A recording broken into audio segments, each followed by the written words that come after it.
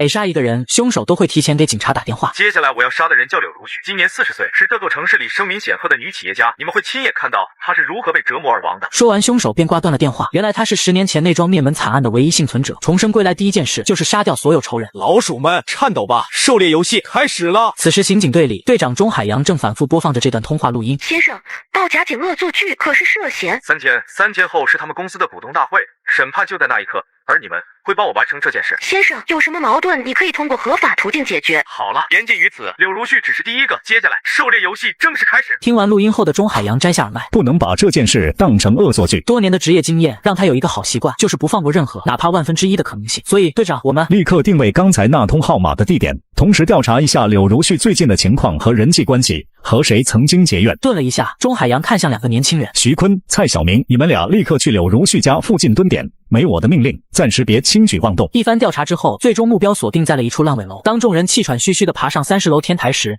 这里早已经空无一人，只有一个小皮箱子静静地躺在那儿。钟海洋戴上手套，按下了录音笔上的开关。哈哈哈哈！看来各位找到这里了。你们果然没让我失望。这样的话，游戏才有趣一些。再次重复一遍，柳如絮是第一个，但不是最后一个。那么现在，允许我剧透一下精彩部分。在柳如絮这件事中，你们将会成为我的帮凶。朋友们，让我们拭目以待吧！哈哈哈哈！在狂笑声中，录音戛然而止。天台上众警员的脸色都沉了下来，这是赤裸裸的挑衅。警方怎么可能会成为他的帮凶呢？辅导室刑警队以钟海洋为首的一众警员们正坐在暖和的会议室里，讨论着关于柳如絮的案件。目前为止可以得出结论，这通电话很大概率不是恶作剧。神秘人很谨慎，他的一切行动轨迹似乎都是精心策划好的，没有在监控中留下任何的痕迹，也没有留下任何指纹。同时，烂尾楼上的脚印也早已经被大雪覆盖，无法详细辨认。钟海洋点了点头，看向一名年轻警员。根据 GPS 定位的过程，我们推测出神秘人采用的手机大概率为老式古董手机。这种手机通常没有 GPS， 难以实施准确的定位。至于录音笔，是市面上最常见的录音笔，光是网络销量就有几百万，我们无从排查来源。综上所述，这是一起有预谋的事件。虽然暂时还没发生什么，但神秘人很有可能会对柳如絮实施不法侵害。柳如絮的人际关系呢？最近一段时间内，或者说近些年，都和谁有过恩怨？老大，说起来你可能不信，近些年柳如絮并未和任何人结怨。看来事情有些棘手。老大，我始终不理解，为什么神秘人要打电话给我们？挑衅或者其他的目的。或许这家伙有强烈的反社会型人格。他说的十分笃定，只是不知为何，钟海洋脑海里闪过录音笔中的那句话：你们将成为我的帮凶。一股不好的预感开始在他心里逐渐的蔓延，晕染开来。不能等了，神秘人的时间说不定是在误导我们，我们不能被他牵着鼻子走。立刻开始行动，大规模排查柳如絮的人际关系，同时暗中调查如絮公司的所有人员，看看谁和他有利益冲突。小李随时待命，如果再接到神秘人的电话，第一时间通知我。徐坤、蔡晓明，你们2个和我一起去找柳如絮。是。沈峰独自坐在灯光昏暗的休息室内，身影显得孤独而冷酷。观众们和演员们应该已经入场了呢，希望这场演出你不会让我失望。我的复仇很快就要开始了，让我们一起感受这场狂欢吧，嘿嘿嘿。他将带有柳如絮名字的那一页日记撕掉，用打火机点燃。与此同时，警察也找到了柳如絮。什么？有人要杀我？豪华的别墅内，柳如絮错愕地看着眼前的钟海洋。柳如絮虽已年届40，却保养得宜，看上去宛如30岁不到的女子。没错，所以柳小姐，现在我需要知道，最近一段时间你曾经和谁结怨过？钟警官，你也知道，我们做生意的，要说结怨，可能3天3夜都说不完。那在公司里呢，可曾与人有过嫌隙？电话里的神秘人说过，会在股东大会上杀死柳如絮。按照常理来说，很有可能是公司的人。我真的不知道，公司里我和大家的关系都算不错。如果你死了，谁是既得利者？说到既得利者，其实有很多，但我相信不会有人这么做。柳小姐，这件事情不是儿戏，为了你的生命安全，我们必须有所行动。钟警官，需要我怎么配合你们？为了确保你的安全，最好的建议是暂停股东大会，我们也将会对贵公司一些可疑的人进行询问。暂停？这很难。钟警官，不瞒你说，虽然我是总裁，但公司不是我的一言堂。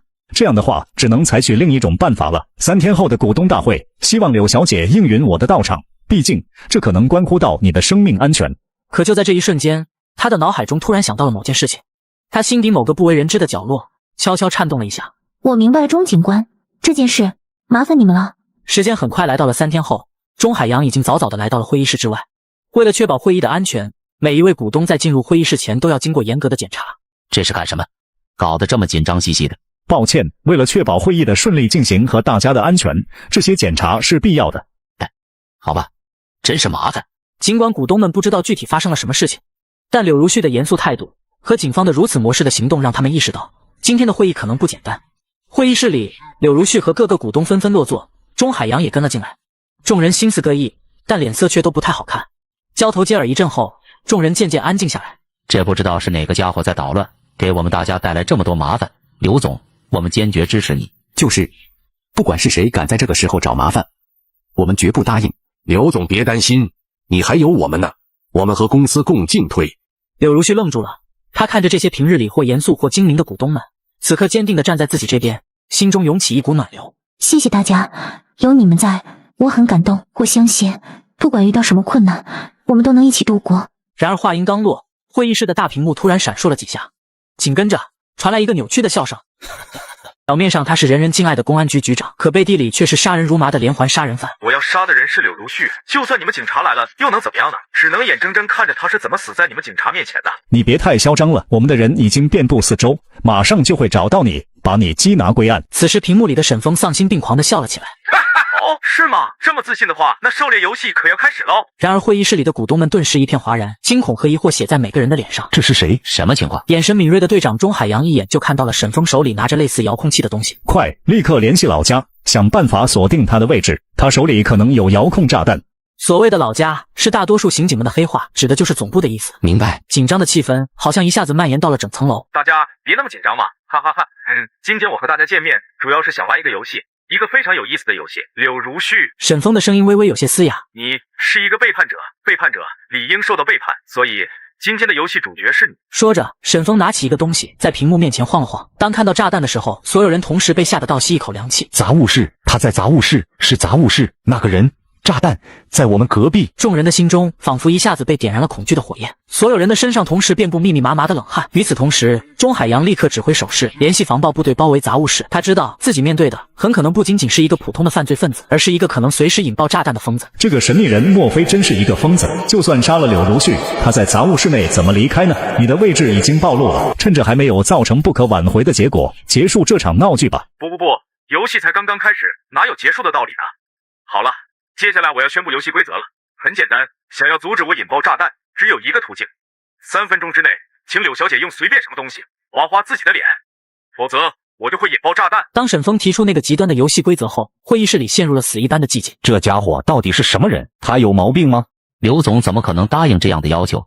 这简直是丧心病狂！计时开始了哦！沈峰笑眯眯的透过屏幕看着所有人截然不同的表情，而柳如絮的脸色瞬间变得苍白，她紧紧咬着嘴唇，妙曼的身体微微颤抖着。果然是个疯子。钟海洋的大脑飞速运转，思考着应对之策。他不能让柳如絮受到伤害，也不能让炸弹爆炸危及众人的生命。随时准备行动，一旦有机会，立刻冲进去制服他。这家伙，我们不能任由他摆布。30秒过去了哦，忘了说了，我针对的是柳如絮哦，只要他乖乖听话。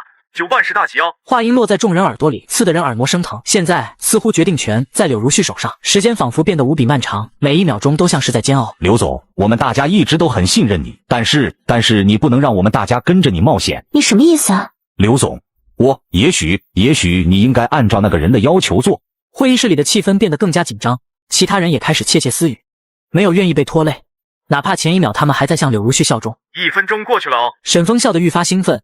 还拿起炸弹在屏幕前晃了晃，终于狼群要开始进攻了。是啊，刘总，只是，刘总，我们一定会请最好的医生帮你治疗，你就答应了吧。钟海洋看着众人的反应，心中微微一沉，这个神秘人是个十分会玩弄人心的家伙。其实从踏入会议室开始，钟海洋就陷入了电车难题中。大家冷静下来，不要被恐惧冲昏了头脑。你当然可以站着说话不腰疼，我们呢，柳如絮，别拖累大家。1分30秒过去了，时间已经过半了哦。这句话如同重锤一般，狠狠敲击在众人心上。由于有了人带头，其他人的态度也瞬间转变。柳如絮，你别自私，你想拖累大家吗？按他说的做，你这个贱人，你想害死我们吗？会议室里的众人如同疯狂的野兽，不断地逼迫着柳如絮，他们的话语如同一把把尖锐的匕首，狠狠地刺向柳如絮的内心。柳如絮，你别再犹豫了，都是你惹的祸。你想让我们都为你的固执陪葬吗？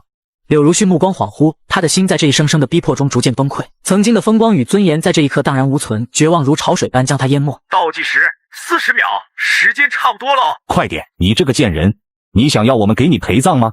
我做鬼都不放过你！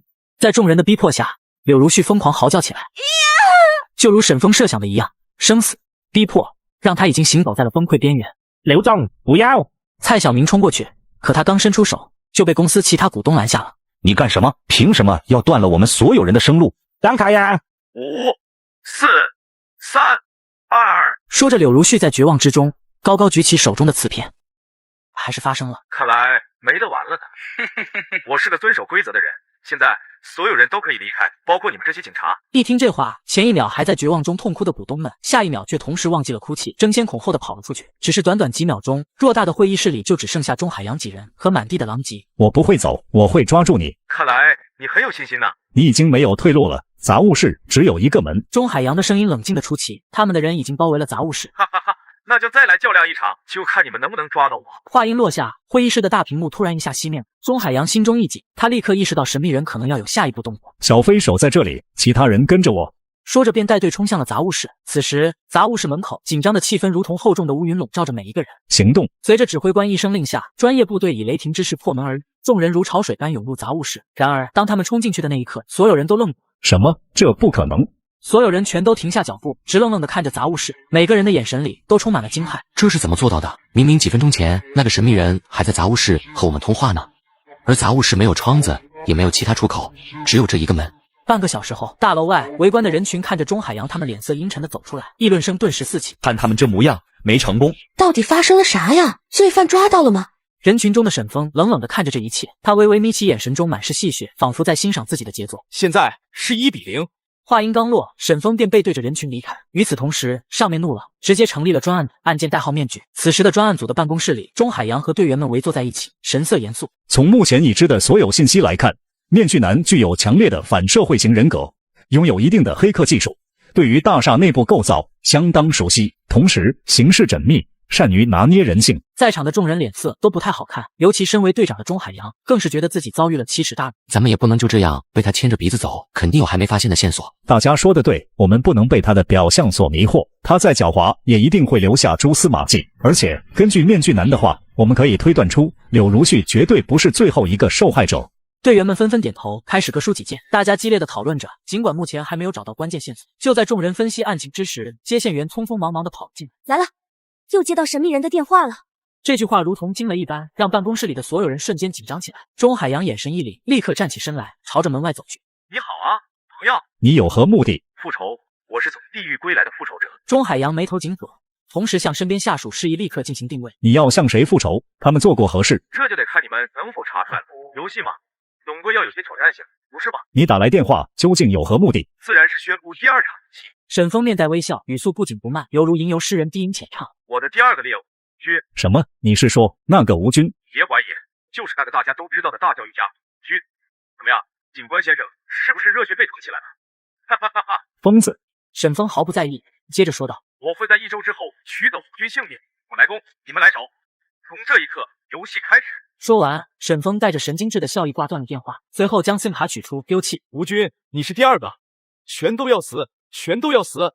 根据通话讯号的定位，警方之后也来到了滨河边。只是由于沈风使用的是老式按键手机，加上销毁了 SIM 卡，因此定位起来相对困难。当警方赶到时，自然扑了个好。此时，专案组办公室内，吴军48岁，是我市知名的教育家。8年前，一手创办了郁金香学院，其学员声称可以帮助孩子戒除种种不良嗜好。简单的介绍完了吴军之后，钟海洋看向众人，说说大家都有什么看法吧。首先，这次面具男给的信息很模糊啊，他只说在某个时间段内杀死吴军，不过时间根本无法确定。面具男十分狡猾，就算他吐露给我们什么信息，能否相信还是个未知数。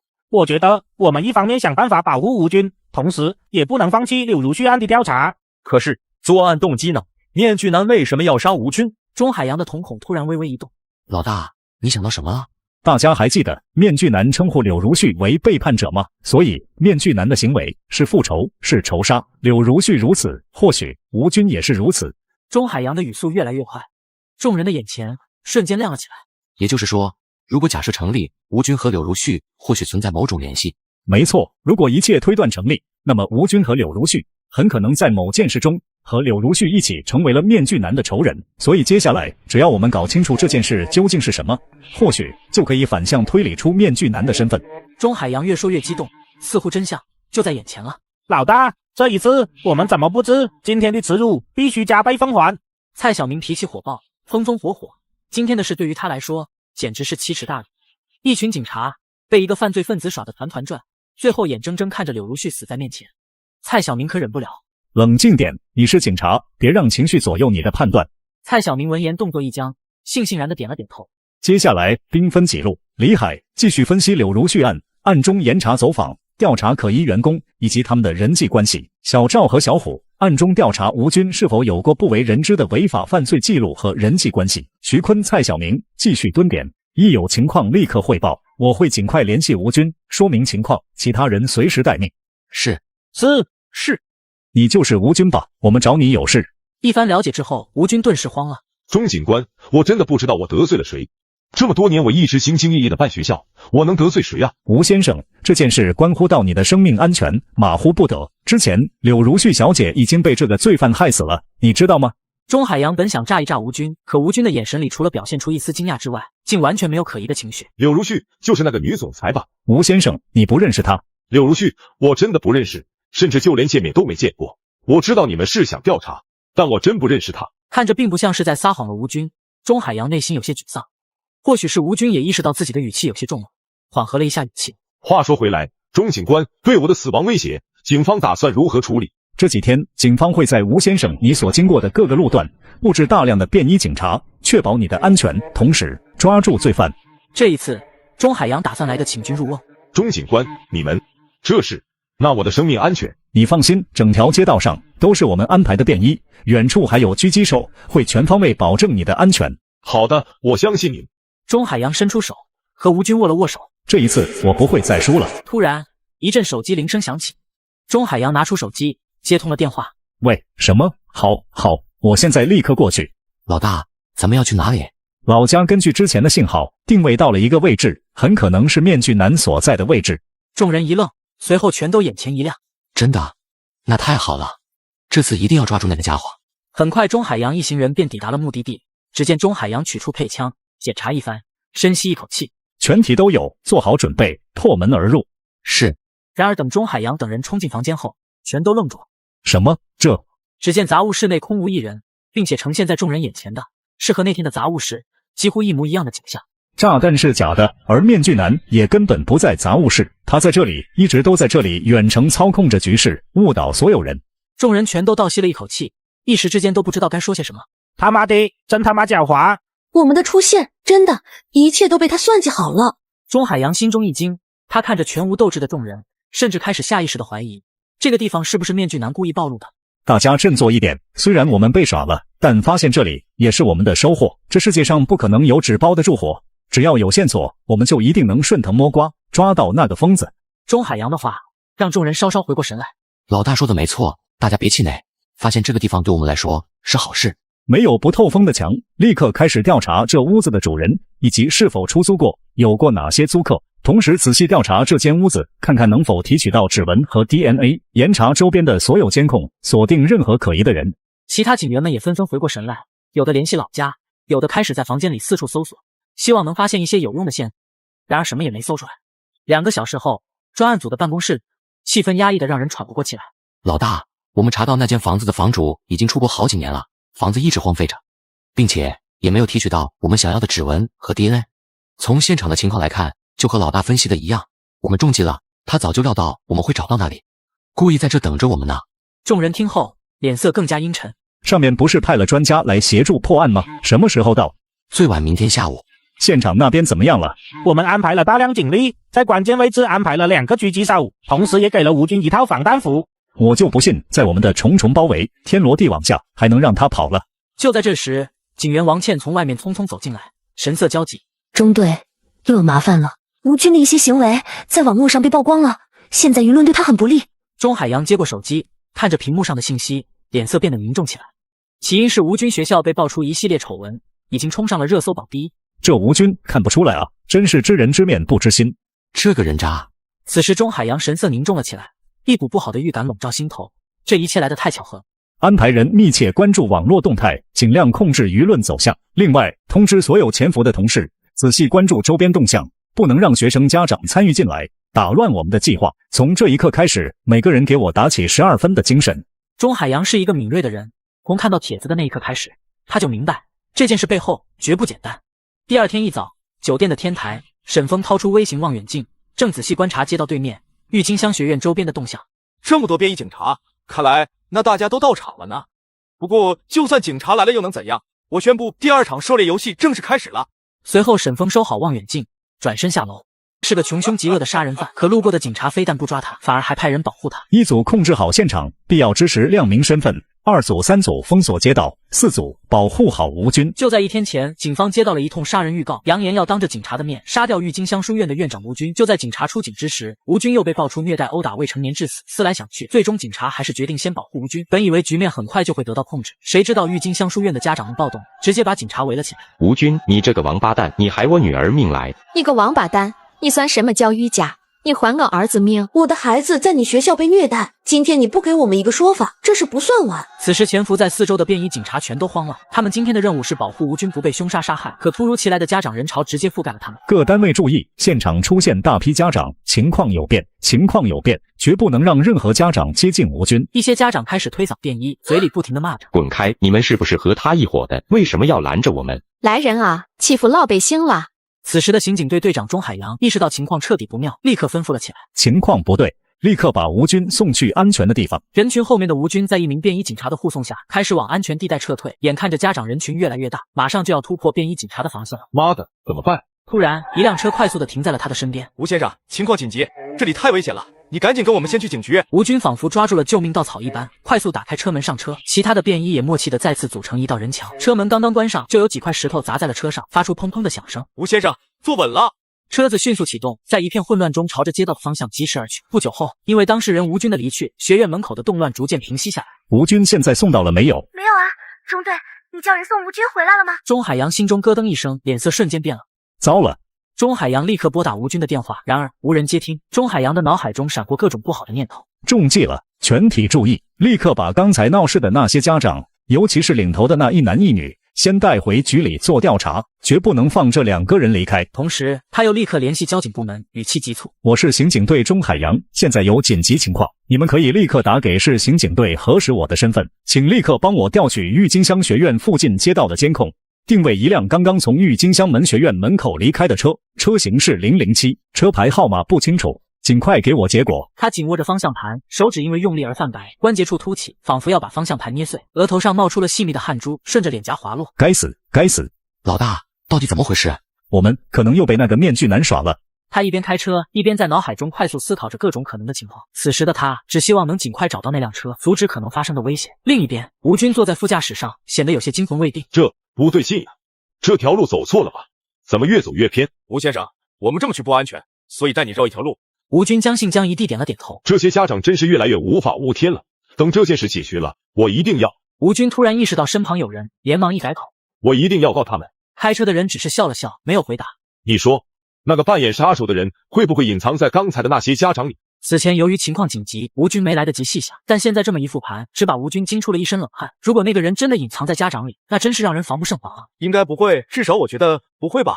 过了几分钟，车子缓缓停下，这里四周很是荒凉，周围没有什么行人。吴军愣了一下，心中涌起一股不安。你把我拉到这里干什么？吴军先生，你还记得当年的沈家吗？吴军微微一愣，但下一秒，他好像立刻想到了什么，心里轰的一声，双眼猛然瞪大。你不是？答对了，但是没有奖励，我是沈家的人。吴军没有丝毫犹豫，转过身就要开门下车，逃离这个危险的地方。与此同时，根据传来的定位信息，钟海洋也驱车抵达了现场。行动！下车的一瞬间，每个人都拔出手枪。当他们走到车前时，钟海洋透过车窗往里一看，悬着的心顿时沉入谷底。该死！此时，刺鼻的血腥味扑面而来。副驾驶上躺着一具被割喉的尸体，驾驶位的座椅上还放着一只和之前一模一样的一次性录音笔。还是来晚了。钟海洋举出录音笔，按下了播放键盘。3天后，下次将会是3天后哦。看看下一次将会以什么方式开启游戏呢？让我们共同等待那一刻吧。哈哈哈哈！沈峰的声音在空旷的荒野中回荡，伴随着呼啸的风声，仿佛是来自地狱的诅咒。钟海洋等人听着这些话，心中的怒火被点燃。如此猖狂的对手，他们还是第一次看到。老大，我们还有最后一条线索。老大说的是那几个带头的家长。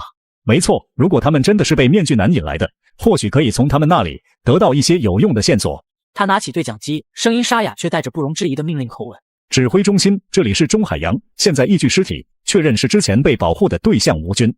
2个小时后，专案组办公室中，上面派遣的2位破案专家也来了。经过一番调查和分析，最终把嫌疑犯目标锁定在25至45之间，并且还是10年间家庭出现重大变故的，身高175至180。然而，经过好几天的调查，最终还是没有头绪。1周后，整座城市下起了暴风雪，可专案组办公室内依旧灯火通明。这日子啥时候是个头？大家别急嘛，暴雪天和谋杀更般配，那家伙肯定不会放弃这么好的机会的。大家辛苦一些吧，在这场交锋中，我们处于劣势阶。钟海洋的话还没说完，办公室的门突然被人推开。中队，面具男打电话来了。很快，钟海洋接起了电话。喂，哈哈哈，诸位晚上好啊！你又要开始了。废话不多说，这次我要杀的叫胡德林，住在雨落街35号。不用担心住址，我是个遵守游戏规则的人。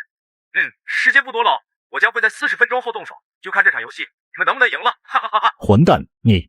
然而不等钟海洋说完，沈峰就已经挂断了电话。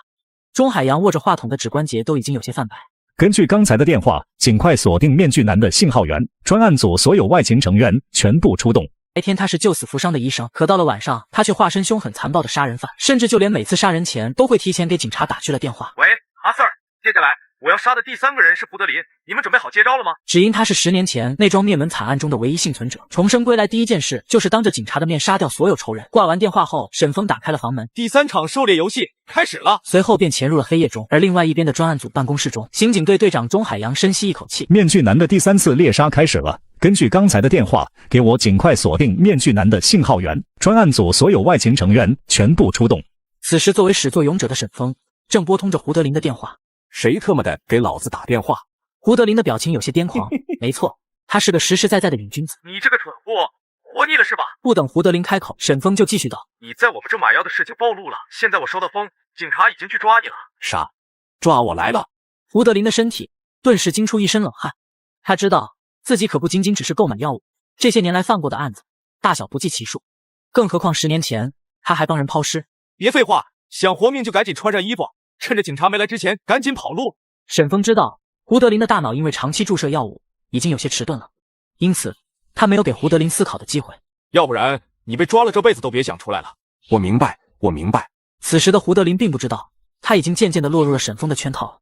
简单来说，就是胡德林家周围一共有3条大路，而沈峰就是要营造出3条路都有警察的假象，最后在仅有的一条小路上的2棵树上绑上了钢线，一旦胡德林快速通过，就会被钢线切得身首异处。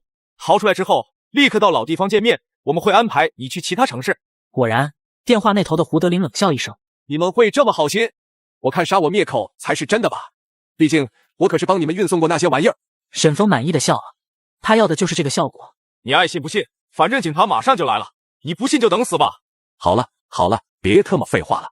说话间，胡德林已经穿好了衣服鞋子，往窗下一看，到处都是警车的灯光，实际上这些灯光都是沈峰买的 LED 灯，目的就是为了以假乱真。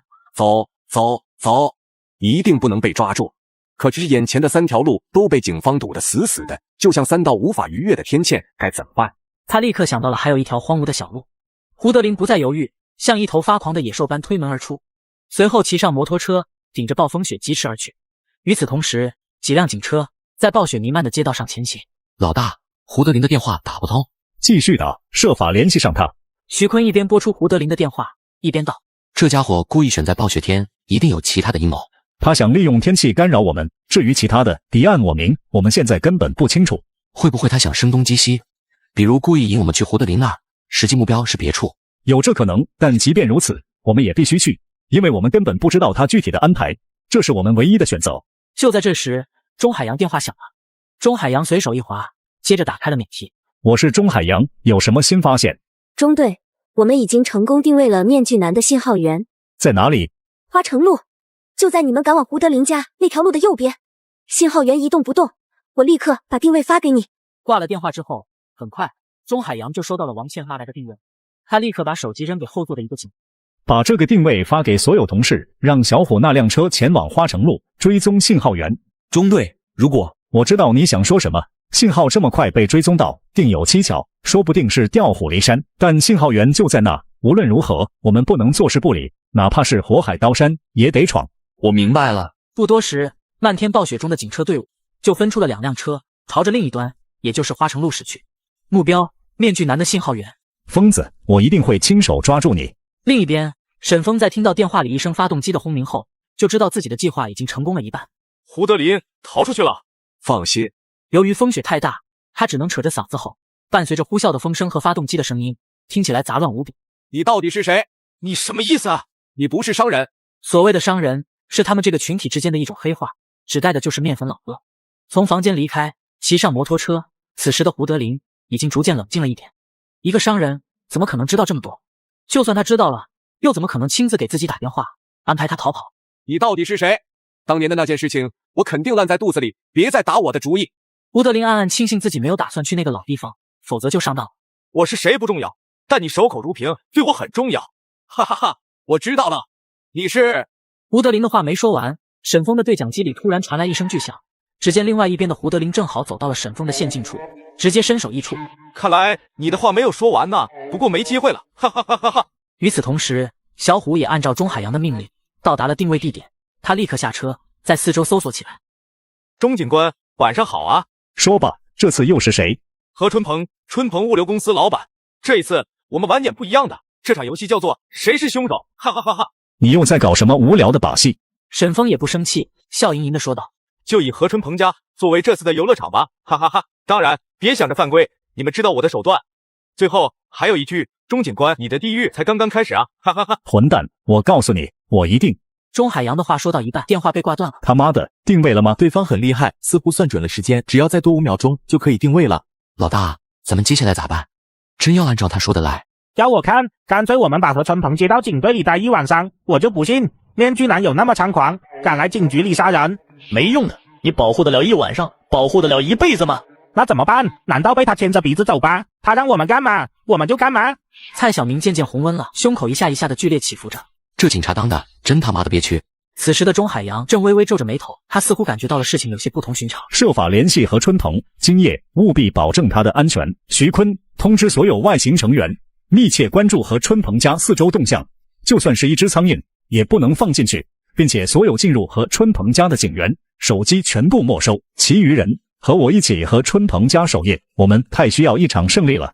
晚上10点08分，水云别墅区，一身黑色西装、穿着黑色貂皮大衣的何春鹏正在别墅区门口等待着钟海洋等人。这么久了，怎么还没来？此时时间又过去了3分钟，何春鹏不耐烦地看了看手表。妈的，老子还真想看看到底是什么家伙，吃了雄心豹子，胆敢把主意打到老子的头上，面具杀人魔我操！不多时，一辆警车停在了别墅区的大门口，钟海洋等一众警员从车上走了下来。何先生，你好。进屋说吧。一行人走入别墅区，在路过门口的保安亭时，保安笑呵呵地问道：何先生，你又回来了。然而烦躁的何春鹏却并未给保安什么好脸色，只是冷冷地看了他一眼。此时的何春鹏并不知道，沈峰已经假扮成他提前潜入进了别墅，马上就会完成第4场猎杀。进入别墅的一众人正坐在沙发上，此刻距离沈峰在电话中宣称的1个小时仅剩下了20分钟。还有20分钟，无论面具男使出何种手段，都绝无可能在我们的眼皮底下杀害何春鹏。20分钟后，并没有看到面具男的身影，在场的众人全都松了口气。立刻开始搜索面具男的踪迹，说不定他就在附近。说道，看来那个所谓的面具杀人魔也不过如此了，知道自己不是对手，知难而退了吧。钟海洋并没有立刻回答何春鹏的话，而是坐在沙发上点燃了一根香烟。何先生，虽然暂时脱离了危险，但我们谁也不能确定面具男是否还会有下一步行动，所以接下来希望你能配合调查，和我们去警局一趟。钟海洋其实有很多话想问何春鹏，比如他和前面3个受害者是什么关系，比如这些年来他可曾做过一些大事。当然，钟海洋也知道对方不是傻，警察问什么他就说什么。好吧，明天我会去警局配合调查。就在这时，何春鹏突然感觉到口袋里的手机微微震动一下，当看到短信内容时，他的瞳孔猛地一缩，脸色瞬间变了又变。各位警官稍等一下，我去处理点私事，很快就回来。何先生，现在危险还没有解除，我奉劝你最好不要乱走。阿傻，我只是去地下室拿个东西。要不要人陪着你？毕竟安全第一。不用，地下室是我的私密场所。还是别了，如果你不放心，就在地下室的楼梯口等着吧。钟海洋略作思考，点头同意，并让徐坤跟着何春鹏来到地下室门口。你就在这等着吧，下面是我的私人物品，不方便给你们看。徐坤撇了撇嘴，没说话，抱着肩膀站在了楼梯口，目送何春鹏走进地下室。老大，我感觉这个何春鹏有些不对劲，他似乎是有什么事情，怕被我们发现。我也看出来了，这些事情先放一放，现在首要任务是保护他的安全，同时找出面具男。我明白了。徐坤答应一声，便继续安静地等待着。几分钟后，时间已经来到了晚上10点48分，何春鹏推开门，从地下室里走了出来。何先生，事情办完了。何春鹏点了点头，朝着徐坤微微笑了笑，接着两人一起往客厅走去。我去洗手间。客厅里，钟海洋正和几个警员商量接下来的计划。虽然这次何春鹏暂时安全了，但我们目前不能掉以轻心。没错，我们得加强对何春鹏的保护，同时继续搜索面具男的踪迹。中队，你不觉得这一次我们的任务进展太过顺利了吗？就在这时，蔡小明突然像一只警觉的猎犬般用力地闻了闻。你们有没有闻到烧焦的味道？几人纷纷用力嗅闻，空气中弥漫着一股微弱的烧焦味，令人心头一紧。怎么回事？钟海洋大步流星地迈向洗手间，微微用力地敲打了一下洗手间的门。何先生，我们闻到了烧焦的味道，你方便出来看一下吗？何先生。然而洗手间里何春鹏却并没有回答他，里面只是传来了哗啦哗啦的流水声。钟海洋毫不犹豫地飞起一脚，伴随着一声巨响，洗手间的门被狠狠踢开，然而门里面却空空如也，何春鹏竟消失得无影无踪。快，地下室！众人闻言，立刻如离弦之箭般朝着地下室奔去。只见一团鲜红的火焰映入眼帘，似乎躺着一个扭曲的人。快，立刻灭火！很快，蔡小明抱着灭火器，如离弦之箭般冲回地下室。让开！是何春鹏，看来我们输了。妈的，混蛋！那个家伙说话不算话，明明说了1个小时，他妈的！陆美华却没有回应他们，他眉头深锁，似乎想到什么。快联系老家，问问现在是几点。其余人都皱起眉头，虽不懂这个上面派来的专家是何用意，但还是照做了。很快就得到了确切回复。10点42，我们被耍了。此时，所有人目光看向客厅挂墙上的挂钟，上面赫然显示10点52。原来是这样，该死的，我们都被面具男欺骗了。后知后觉的钟海洋瞥了眼墙壁上的挂钟后，顿时也明白了过来。到底啥意思呀？整栋别墅都被我们的人包围了，面具男是怎么能做到在我们的眼皮底下杀人的？我们都被挂钟误导了时间。听完钟海洋的解释后，众人这才恍然大悟。我明白了，墙上的挂钟被面具男调快了10分钟，这就说明10点40为什么迟迟没看到面具男动手，不是他怕了，而是当时时间还没到40。那我明明看到了何春鹏从地下室出来，进了卫生间，难道是我眼花了？不，你并没有眼花，你看到的其实不是何春鹏，不出意外的话，应该是面具男假扮的。所以，真的何春鹏早在进入地下室的时候，就已经被提前躲藏在里面的面具男杀害了。没错，就是这样。此时的蔡小明捏紧了拳头。好狡猾的面具男，他难道就不怕我们看手机时间吗？他怕，但他还是愿意赌，并且赌赢了，这很符合他喜欢玩刺激的心理。与此同时，作为事件始作俑者的沈峰已经回到了家里，正计划着第5起完美犯罪。如果继续有我露头的话，很容易就被发现了，这样游戏就太无趣了。接下来还要更加混乱才行。沈峰喃喃低语，带着一丝戏谑。那就组建一支由我为主导的地狱仇杀队吧。说完，沈峰潜入了黑夜，来到了一处老旧住宅门口。小雨，爸对不起你，别急，很快爸就帮你报仇，爸一定会让那个人扎下地狱，他不得好死。忽然一阵脚步声响起。你是？我是能帮你的人。沈峰知道刘震有着和他一样的仇人，上一世刘震的女儿被洋人蹂躏致死，却无法讨回公道，恰好那个洋人卡尔也是沈峰的仇人。你到底是什么人？你有没有听说过面具杀人魔？足足又是过了好半晌，刘震才问：你打算怎么帮我？几天后按照我的要求做，我不仅会让你如愿以偿，还会上演宗真正的完美犯罪。沈峰的前几次作案虽然手法巧妙，但距离真正的完杀还有一定差距，而这一次他要追上差距，上演一出真正的完美。完美布局的第1步已然完成，接下来轮到另一位关键的演员登场了。话音刚落，沈峰拨通了一则电话。明明是限速40迈的市区，可外国洋人却当着交警的面开到了450迈。下等人的法律还妄想管我高等的城府王子，真异想天开。说着，卡尔一脚踩下油门，直接撞向斑马线上的行人。去死吧，蠢笨的下等！然而意外的一幕发生了，只见原本还在斑马线上的行人消失了，下一刻出现在了副驾驶。你想要什么？钱吗？我可以给你。别废话，前方路口右转，按照我的指示开车，否则我立刻杀了你。神秘人手上微微用力，锋利的匕首微微刺入卡尔的皮肤，渗出鲜血。卡尔无奈，只能听话照做。与此同时，另外一边的沈峰来到了街边。不出意外的话，卡尔应该被刘震带走了，我也该行动了。话毕，拨通了警局电话。各位，好久不见，早上好啊！钟海洋对着旁边负责定位的技术人员使了个眼色。你又想玩什么花样？我只是来通知你们一声。卡尔，男，39岁，现为糖果天使公司经理。一旁的徐坤听到卡尔这个名字，身体微微一愣，脸上露出一丝惊愕。今天他才看到卡尔蹂躏18岁少女致死的新闻。不过你们的时间不多了，混蛋，你到底要干什么？然而回应的只有嘟嘟嘟的挂断声。中队已经定位了，他正在惠民早市的中心街道。兵分2路出发，一路前往早市，一路联系卡尔，绝不能让他在我们眼皮底下行凶。是。众人答应一声，纷纷准备行动。然而徐坤却面色纠结地站在原地，却并没有想要行动的意思。徐坤，你发什么呆？老大，我们真的要保护卡尔那个人渣吗？此时的众人谁也没想到，日后的徐坤也加入了沈峰的复仇者联盟。就算卡尔再怎么样，面具男也没有审判的资格，更何况他只是复仇，无论他杀了谁，都是对法律的挑战，所以我们必须抓住他，维护法律的尊严，维护社会的和平。好了，赶紧出发。另外一边，主动暴露行踪的沈峰取出了森卡，随后撕成了2截。时间应该差不多了，不出意外的话，刘震那边应该完成了谋杀，那么我也该行动了。随后沈峰伪装成刘震的样子，来到了地铁站，瞅准时机，一把摸向旁边唐玲玲的大腿。非礼呀！抓流氓！话音刚落，沈峰转身就冲向地铁厕所。实际上，唐玲玲和刘震都是沈峰找的演员。唐玲玲正是吴军案中带头闹事的家长，打算为另外一边的刘震上演一出不在场证明。任务完成，卡尔已经死了。好，接下来就由你收尾吧。点点头之后，刘震再次出了卫生间，恰好和追出来的唐玲玲碰头。快抓住他，他是流氓！顿时，刘震就被热心群众抓住了，围在中央。看，这人居然非礼了黑！妈的，男人的脸都被你丢光了！下头男，集美们，谁懂啊？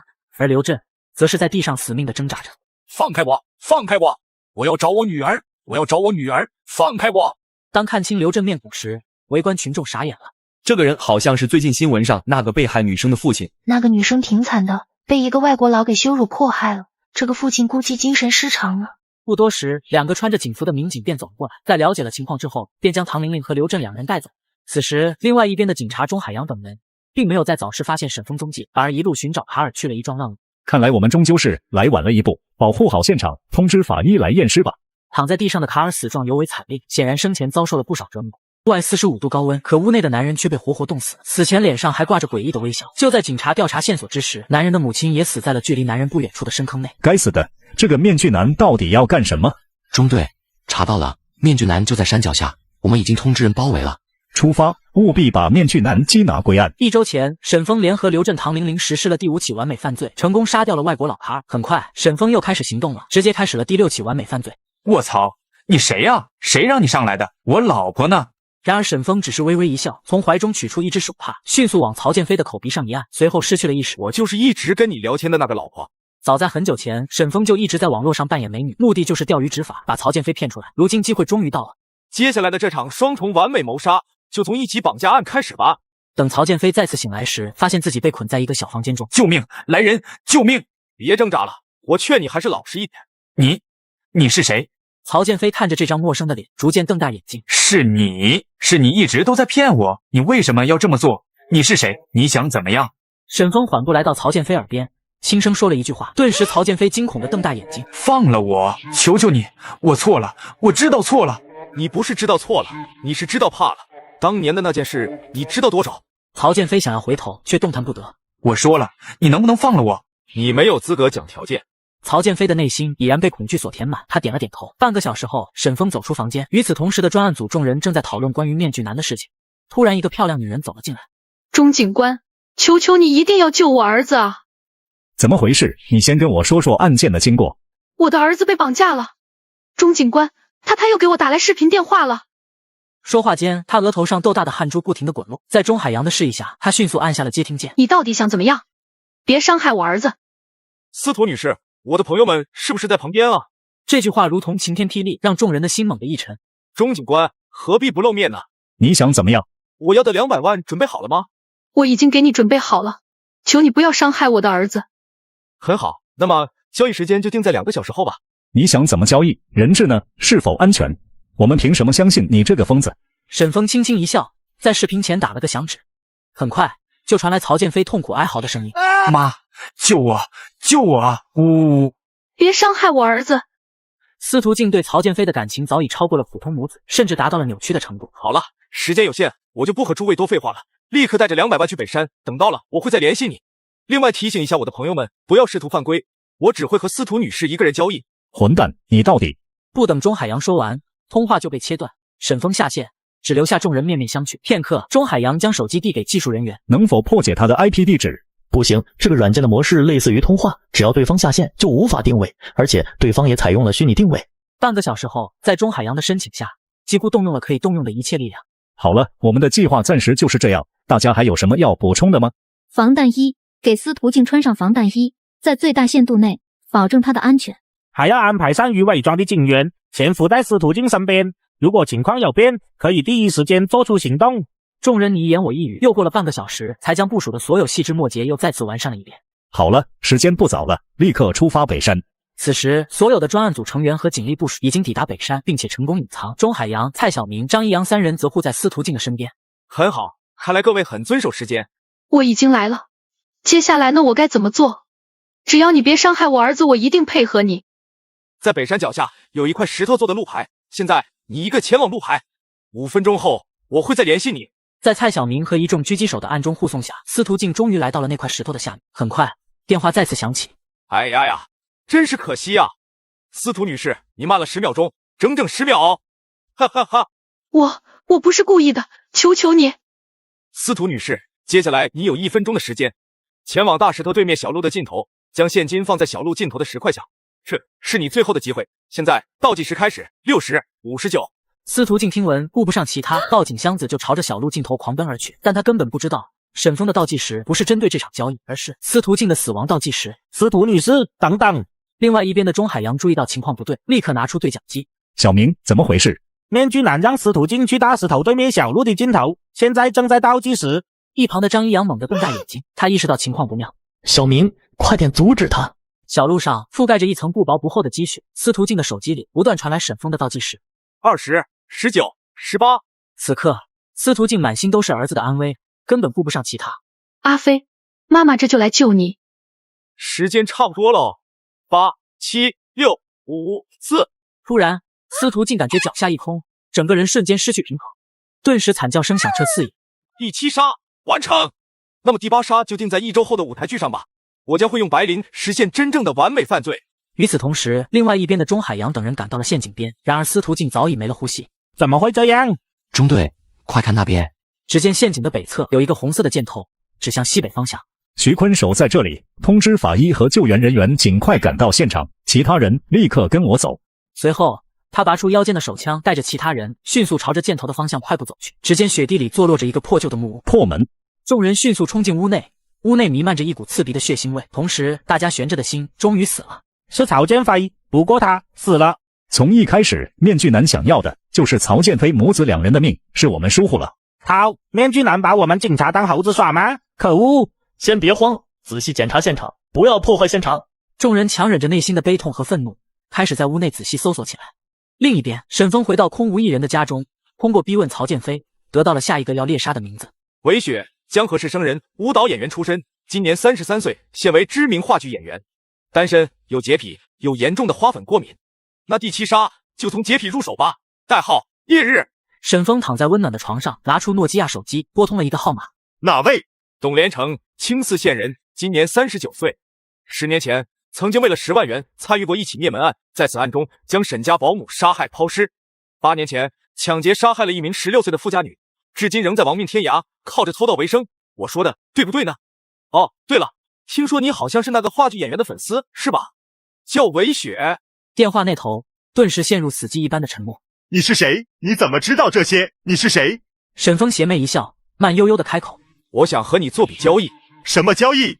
你不是一直想筹钱偷渡出国吗？我可以给你一笔钱，并把你的秘密永远烂在肚子里，前提是你要帮我做一件事。什么事？面对上钩的鱼儿，沈峰压抑住嘴角的笑意。明天晚上，你去白杨街右边数第3个垃圾桶里，找一个黑色袋子，那里面有我给你的5万定金和一包东西，注意不要被人发现。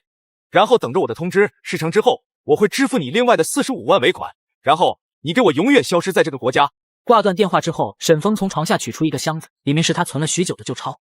这些钱你有命拿，不知道有没有命花。面具杀人魔这场演出一定很精彩呢，哈哈哈。隔日。来到白杨街的垃圾桶后，董连成捏着鼻子开始翻找起来。妈的，藏啥地方不好，非弄这么个鬼地方。翻了好几分钟，董连成终于在下面找到了一个被密封的黑色包裹。此时电话响了，所有东西都收到了。收到了，嘿嘿，你说吧，让我干什么？对了，这张地图是怎么回事？还有那一包东西。那张地图是松河话剧院的地图，你尽快熟悉一下。我需要你在周日晚上8点之前潜入话剧院。听着电话那头的声音，董连成连连点头。好，我明白，等我好消息。很快，时间便来到了周日。今天是松河话剧院门口，可以用人山人海来形容。因为今天要演出的话剧是关于面具杀人魔的故事，而董连成绕过了6、7个保安，已经成功混入了后台的更衣室。这就是韦雪的衣服吗？真香啊！韦雪这人有一定程度上的洁癖，因此他的演出服在演出之前都是放在真空衣袋里，避免沾染灰尘。见没有人注意到这里，董连成迅速从怀中拿出一个小瓶子，涂抹在了韦雪的演出服上。做完这一切之后，董连成快步离开了现场。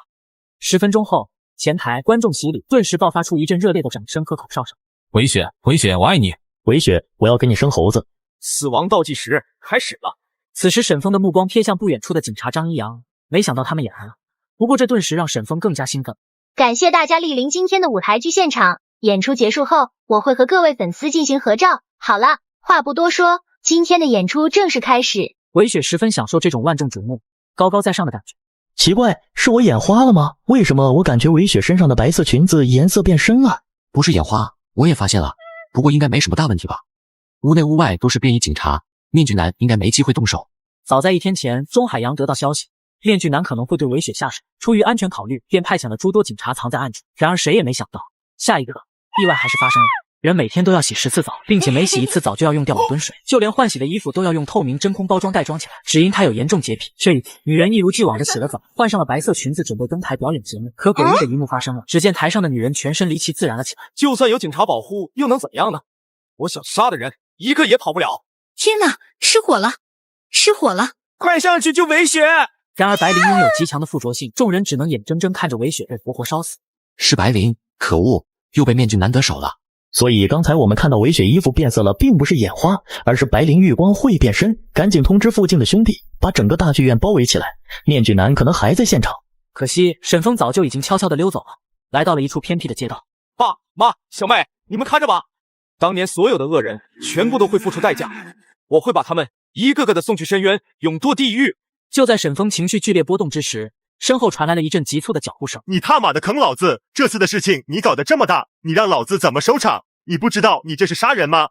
一直等到董连成骂完了，沈峰才冷笑了一声。董连成，再跟我装模作样，我保证你1毛钱都拿不到。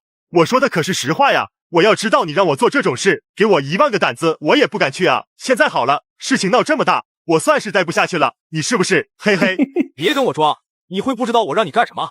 董连成并不正面回答，而是直接开口。一口价100万，怎么样？我可是做了这样的事，你给我点补偿也是应该的，不是吗？而且我保证把这件事烂在肚子里。沈峰嘴角缓缓扬起，猎物上钩了。只有90万，爱要不要？成交。董连成并不知道，成交的是他的命。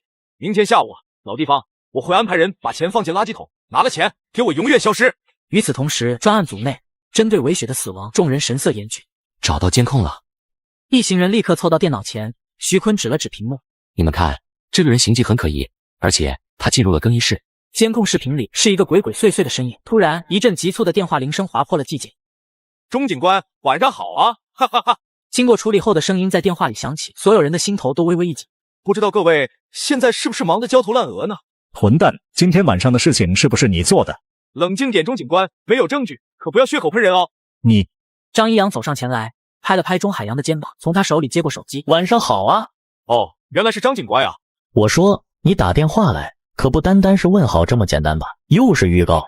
不，这次我想送你们一个礼物。沈峰不再废话，直截了当地表明自己的意图。董连成，男，青泗县人，今年39岁，因多次偷盗和抢劫潜逃多年。韦雪就是死在他的手里。明天他会出现在白杨街，至于你们去不去抓他，那就随意喽。话音落下，沈峰不再多言，干净利落地挂断了电话。很快，专案组的成员根据沈峰的信息调查出董连成的通缉资料。大家怎么看？董连成很可能就是这一次案件中面具男的棋子，他不知通过什么办法买通董连，成为他效力，暗中杀害韦雪。接着，他故意把董连成的信息透露给我们，目的就是借我们的手除掉他。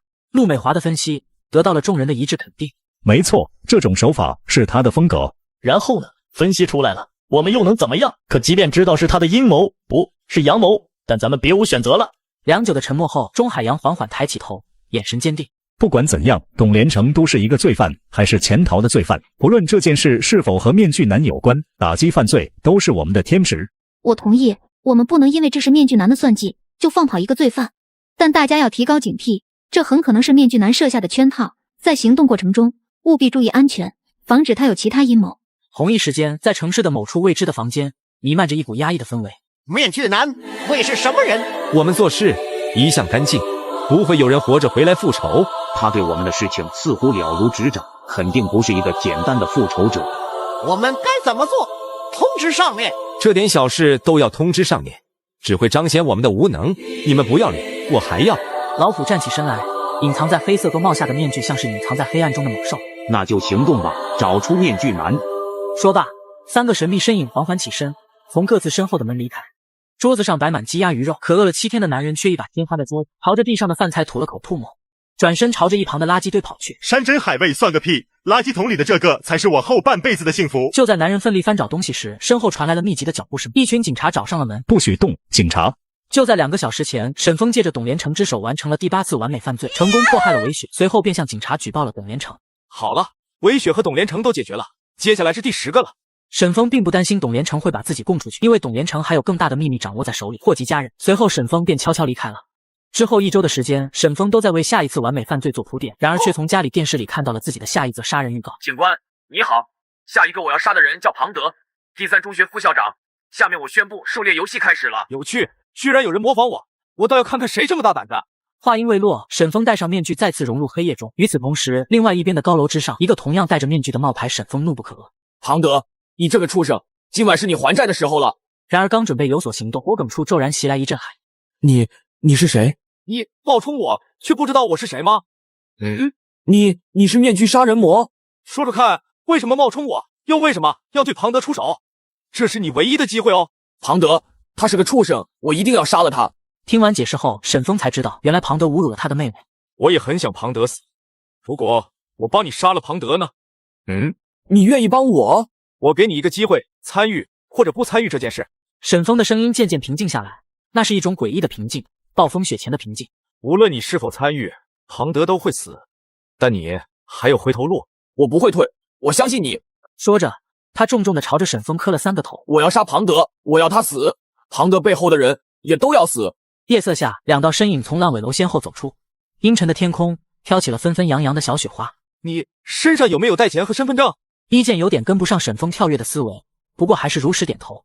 给我你的联系方式后，去新豪酒店开一间房，8层以上的房。我们不是要杀庞德吗？从这一秒开始，针对庞德的狩猎游戏已经开始了。半个小时后，一剑根据沈峰的要求，在酒店开好了房间。可怜的庞德将会在这场精密的计算中主动地走向死亡之路。与此同时，收到杀人预告的钟海洋等人提前1步来到了庞德家中，打算守株待兔。这都快凌晨了，面具男还没出现啊！一直到第2天早上都没看到面具男现身。我们这算不算赢了一次？还是别太乐观了，别忘了和春鹏案。这日子啥时候是头啊？突然，庞德家的门铃响了起来，房间中的所有人对视一眼，精神瞬间紧绷起来。这啥情况？小刘，不用怕，他们是我的朋友。一边说一边笑呵呵地接过了牛奶。哦，吓我一跳，我还以为这里发生什么事了呢。庞先生，没事的话，那我就走了。徐坤微微皱了皱眉，这个声音怎么这么熟悉？他快步走上前去一看，不由得惊诧。哎，居然是你！徐警官。这送奶工名叫刘大勇，就在不久之前，他还是水云别墅区的一名保安。但是就在前段时间，他值班当晚，小区里发生了一起凶杀案，何春鹏被人杀死在家中并焚尸。警官们，这啥情况啊？没事，小刘，不用担心。刘大勇愣愣地点了点头。我可以走了吗？刘大勇走了之后，房门被再次关上，众人面色凝重地互相对视着。庞先生，这个送奶工你很熟悉吗？倒也没有，小刘才来没多久，不过他这人很热情，所以我问了他的名字。怎么了？陆美华并未回答，只是摇了摇头，目光转而看向地上的牛奶箱子，那里面一共是14瓶牛奶，皆是用玻璃瓶装的。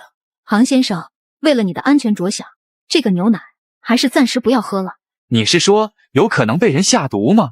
有这种可能。庞先生，一会我们方便把这1箱牛奶带回去化验吗？当然可以，给你们添麻烦了。另外一边的沈峰开着车行驶在城市边缘。差不多了，游戏正式开始。说着，沈峰拿出老式按键机，熟练地拨通了一个号码。同一时间，房间里庞德的电话骤然响起，让大家的心都跟着一紧。2号 SIM 卡，难道是联盟的人打来的电话？他的2号 SIM 卡是他偷偷用别人的身份证办理的，专门用来和联盟联系的。庞先生，怎么了？没什么，我去接个电话。他边说边匆匆向卧室走去。徐坤下意识地起身跟上，庞德却像惊弓之鸟般回过头。不好意思，这是私人电话。卧室里，庞德靠着门，手捂着胸口，额头渗出细密的汗珠，嘴里喃喃自语：怎么会在这个时候打来？喂？客厅中，众人面面相觑，一种莫名的不安在空气中蔓延。2分钟后，庞德推开卧室门，脸色惨白如纸。庞先生，你没事吧？到底发生了什么？庞德仿佛没有听到徐坤的话，眼神呆滞，径直走向沙发，一屁股坐下，身体还在不受控制的微微颤抖。众人都意识到，庞德刚才接到的电话似乎不简单。庞先生，如果你遇到了什么麻烦，可以告诉我们，我们是来保护你的。庞德缓缓抬起头，嘴唇蠕动几下，却欲言又止。他的内心在激烈挣扎着，目光定格在不远处的那一箱牛奶。另一边，挂了电话的沈峰单手利落地拆下手机电池，取出一次性的SIM卡，随手丢弃在车窗外。游戏结束了，庞德，享受这恐惧的滋味吧。都特么的别阻止我活命，我不喝牛奶我会死的。快阻止他！然而等警察冲上去的时候，庞德已头骨白沫，倒地不起。叫救护车！徐坤，赶紧去把那个送奶工抓回来。与此同时，作为始作俑者的沈峰已经回到了家里。第10个庞德已经解决了，接下来就轮到第11个人。左南，我记得你说过的话，所以现在我来找你复仇了。瞥了眼桌子上的日历，还有1周时间就到圣诞节了。圣诞节那天，左南将会和他的情人一起度过，届时左南将会死在警方的手里，或被警方亲手击毙。哈哈哈。另外一边，专案组办公室里，钟海洋等一众专案组成员正在商议案件。就在这时，门外传来的一个声音突然打破了沉寂。什么玩意儿？这庞德是个什么玩意儿啊？发生什么事了？老大，你们自己看，这个庞德就特么是个负责调查庞德住宅的警员拿出一叠照片和一个日记本，狠狠地摔在办公桌上。众人立刻凑上前去，只见日记本里记录着庞德侮辱女学生的所有记录。这个丧尽天良，他怎么下得去手？此时全场鸦雀无声，看到这些新闻，大家心里都不太好受。我去透透气。徐坤起身，独自一人来到阳台，内心的动摇又加深了一分。画面回到专案组，我知道了。陆姐，你知道啥了？我们从一开始就陷入了一个误区。大家试想一下，一个人会在什么情况下不顾一切的想要服用某样东西？保命。没错，或许在我们看来，那些牛奶是催命符，但如果在庞德的观念里，那些牛奶是救命的呢？那一切是不是都解释得通了？一语惊醒梦中人，所有人的身上同时起了一层鸡皮疙瘩。也就是说，所有人，包括庞德在内，被面具男误导了。时间回溯到不久之前，庞德看到自己的私人号码来电之后，立刻独自一人回到卧室接电话。喂，庞德，你是面具杀人魔？答对了，可惜没有奖励。庞德额头的冷汗瞬间流了出来。你是怎么知道我这个号码的？沈峰没有回答，他在享受这种掌控猎物情绪的快乐。庞德，我想和你玩个游戏，不知道你有没有兴趣参加呢？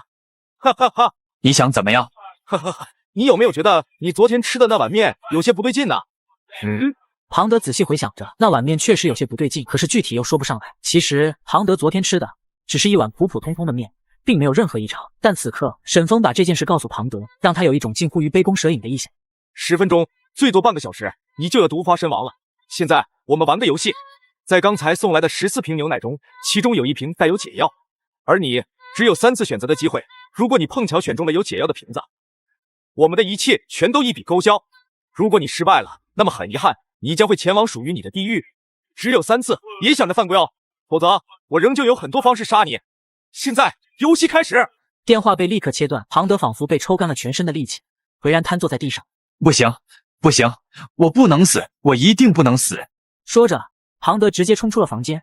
此时距离杀害庞德已经过去了3天时间，距离平安夜也越来越近了。接下来我要和专案组进行一场正面对决，一场平安夜惊魂就要开始了。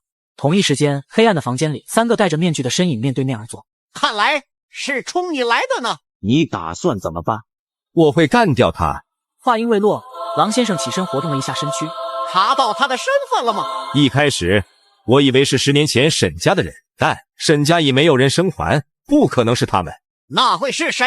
我也很想知道，不过我会用我的办法引他出来。需要帮手吗？不用，我的帮手很快就回来了。他是个嫉恶如仇的警察，可每次出警时见到罪犯却绕道走。更奇怪的是，本该保护的人质却被警察当场击毙。快开枪！随着几声枪响，左南连中4枪，当场死亡。时间回溯到平安夜，左南正跟情妇逛街，却意外收到沈峰的死亡电话。左先生，平安夜快乐哦！你是谁？我是面具男，我们来玩个游戏吧。我没工夫陪你玩这无聊的游戏。左先生，据我所知，你在帮一位大人物洗钱，你也不想你私吞那么多钱的事情被那位狼先生发现吧？左南的瞳孔瞬间的一缩，心中也瞬间一紧。你在威胁我？你也可以这么认为。现在你没得选，立刻直走10米，地上有个箱子，打开它。左南不敢轻举妄动，只能照做打开了箱子。在面具的假发里有一只蓝牙耳机，戴上蓝牙耳机和面具，然后挂断你手中的电话。左南伸手摸了摸，果然在面具的假发里有一只不大的蓝牙耳机。犹豫了一下，左南戴上了耳机，随后挂断电话。与此同时，藏在暗处的沈峰双眸迸发一股寒冷。好戏才刚刚开始，我会借着警察之手完成我的复仇。说着，沈峰拿出新款手机，准备拨通刑警队电话。很快，电话接通，另一端传来钟海洋的声音：“你好，辅导。钟警官，平安夜快乐。是你，这一次你又想杀谁？钟警官，今天是个特别的日子，所以现在来星耀广场的报刊亭吧，我们不见不散。”哈哈哈哈。电话切断之后，沈峰伸开双臂，拥抱着平安夜的雪花。今晚将会是十分精彩的一夜。另外一边的专案组，我说了不去，老子坚决不去了。徐坤，你知不知道你在说什么？我们到底在干什么？庞德、卡尔，甚至曹建飞母子这些人渣曾经做过什么？大家瞎了吗？看不到吗？为什么？没什么，你钟海洋还要去保护这些人渣？我穿上这身衣服是特么的为了什么？徐坤愤怒地扯掉自己的外套，狠狠摔在地上，发出一声闷响。徐坤，你给我记着，我们是警察，没有人可以越过法律执法，这是秩序。张一阳拍了拍徐坤的肩膀。我知道阿坤你心里有很多疑惑，但到现在不是纠结这些的时候。星耀广场如果发生了混乱，后果不堪设想，你明白吗？好了，大家不要讨论不愉快的事情了，我们出发。抵达广场的钟海洋第一件事就是疏散了人群，直接包围了报刊亭。你到底在搞什么？这么多警察，你想要我死？只是由于戴着面具，又坐在昏暗的报刊亭里，蓝牙耳机已被假发遮住，没有人知道他在和另一个人通话。左先生，你别无选择。你怎么知道我别无选择？如果我现在和警察合作，抓住你，或许你就会永远保守秘密了。你不会那么做的。我知道你的一切，左先生。15年前，你从江河市来到福岛市打拼。13年前，一个中年人死在了你的手上。10年前，一个男孩死在了你手里。够了。沈峰笑笑，置若罔闻。每个周二的下午，你会去健身房健身；每个周四的早上，你会去公司核对账目；每个周日。沈峰的语气仍旧没有一丝波澜，但左南却已经听得心惊肉跳，汗流浃背。够了，闭嘴，别说了。到底怎么样，你才能放过我？接下来照我说的做，你还有一线生机，否则你会亲眼见证地狱的景象。等左南再次抬头时，钟海洋已经来到了不远处，四目相对。这是我们第一次正式见面吧？怎么见到我没有什么想说的吗？钟海洋，你终于来了。左南的话音落下，在场所有人都愣住了，尤其是钟海洋，嘴角都微微有些抽搐了起来。唯独角落里的沈峰扭曲的狂笑了起来。左先生，你可真是听话啊！我让你骂他，也没让你骂的这么难听啊！哈哈哈！不过你骂的好，这一幕可真是太有趣了。左南心里可是有苦说不出，他很想解释清楚，一切都是蓝牙耳机里的沈峰让说的。接下来我说什么，你说什么，我让你怎么做，你就怎么做。片刻后，左南抬起头来，机械地说道：“钟海洋，你觉得你配穿这身衣服吗？你到底是谁？不过游戏该结束了，现在你已经被重重包围了。你觉得你还有逃脱的可能性吗？我知道你神通广大，但这里有几十把枪，就算你在其他地方有人质，你觉得我们会让你安然离开吗？我是谁不重要，不过钟警官，你口口声声说为了正义，可你们做到了吗？蔡小明5年前为了追捕一个仅偷了1块面包的小偷，结果把人打成重伤。徐坤当年明明知道你师父犯错，却为了维护你师父，装作不知。此言一出，专案组的成员们脸色都是微微一变。而你，钟海洋，当年为了所谓的功劳，为了突出你所谓的英勇，开枪击毙了一个。够了，投降吧，你已经走不了了。远处，2名狙击手的狙击枪已经牢牢锁定在了左南的身上。左先生，现在请你走出报刊亭，如果你拒绝，我将会把你的所作所为全部曝光。左南心中猛地一紧，寒意瞬间传遍全身，他不敢再有丝毫犹豫，立刻起身，缓缓走出报刊亭。几乎同时，所有警员齐刷刷举起枪，黑洞洞的枪口如死亡的凝视，对准左南。举起手来，立刻投降！我不会放弃！举起手，投降！我不会放弃！他的嘴唇微微颤抖，脸色苍白如纸，豆大的汗珠从额头滚落。最后一步，继续骂一句钟海洋。钟海洋，我吃柠檬。好了，我发给你一条短信，把短信拿给钟海洋看，你就安全了。话音落下，左南感觉裤子口袋中的手机开始震动起来。正常来说，在这种紧张对峙的境况下，没有人会犯傻把手伸到口袋里。可偏偏此时，左南几乎是下意识的伸手去掏出手机，意外发生了。与此同时，左南的蓝牙耳机里传出沈风邪魅的声音：“左先生，你说人有来是吗？如果有的话，欢迎找我复仇，哈哈哈哈！”是你不是早就死了吗？然而回应他的只有嘟嘟的挂断声。广场上，钟海洋站在原地，手中的枪还冒着青烟。左南倒在地上的一瞬间，他看清楚了左南手里的东西，那不是枪，只是手机。我们上当了。此时，左南手中的电话响了，钟海洋一把接起手机：“恭喜钟警官击毙凶手啊！啊，哈哈哈哈！一切都是你安排好的吧？哈哈哈！怎么样，钟大警官，今晚的表演精彩吗？”疯子，你还要杀多少人？很多很多，钟队长，你永远不会理解这种感觉有多爽。我会抓住你的，拭目以待。不过，钟队长，你可要做好心理准备，因为什么？因为如果那一天真的到了，就是你该面对审判的时候了。电话被切断，钟海洋紧皱眉头，思索着刚才那句模棱两可的话。老大，这里有一只蓝牙耳机。他从假发里取出耳机，钟海洋疲惫地看了一眼耳机，并没有多言。纷飞的雪花下，没有人说话。远处的天台上，沈风退后半步，一只手放在胸前，另一只手优雅伸向侧边，在飘落的雪花中缓缓陷入。诸位，圣诞节快乐！然后他转身，身影渐渐隐没在黑暗。回到家中，沈风坐在沙发上。左南已经死了，接下来就是顺藤摸瓜，调查出那位郎先生的身份。当然，除了郎先生之外，还有一些当年的小喽啰。不出意外的话，他也应该出来。我宣布，第12场狩猎游戏开始了。与此同时，福岛市刑警大队办公室，钟海洋。你让我说你什么好？钟海洋垂着头站在局长乔建中面前，脸上满是懊悔与沮丧。海洋啊，这次的事情确实很棘手，我知道你心里也不好受，谁都不想看到这样的结果。钟海洋的嘴唇动了动，想要说些什么，却被乔建中抬手制止了。我理解你当时的处境，局长，是我辜负了。现在不是追究责任的时候，我虽还可以暂时护住你们，但媒体已经开始大肆报道，民众也在议论纷纷，我们必须尽快给大家一个交代，找到面具男。局长，我明白了，我一定会全力以赴，将功赎罪。钟海洋转身，坚定地出了办公室。郊外风雪弥漫中，一处简陋无比的平房里透出暖黄色的光芒。于君胜端着一盘刚刚煮好的饺子，放在遍布油渍的老旧木桌上。吃吧。突然，门外传来了急促的敲门声。谁呀？来看看你，看看我。于君胜不解，难道是曾经的狱友？他打开门，风雪顿时扑面而来。你是于君胜，没错吧？没错。你是谁呀？我们认识吗？当然。面具男打断了于君胜的话，他歪着头反问：“你还记得10年前的沈家吗？”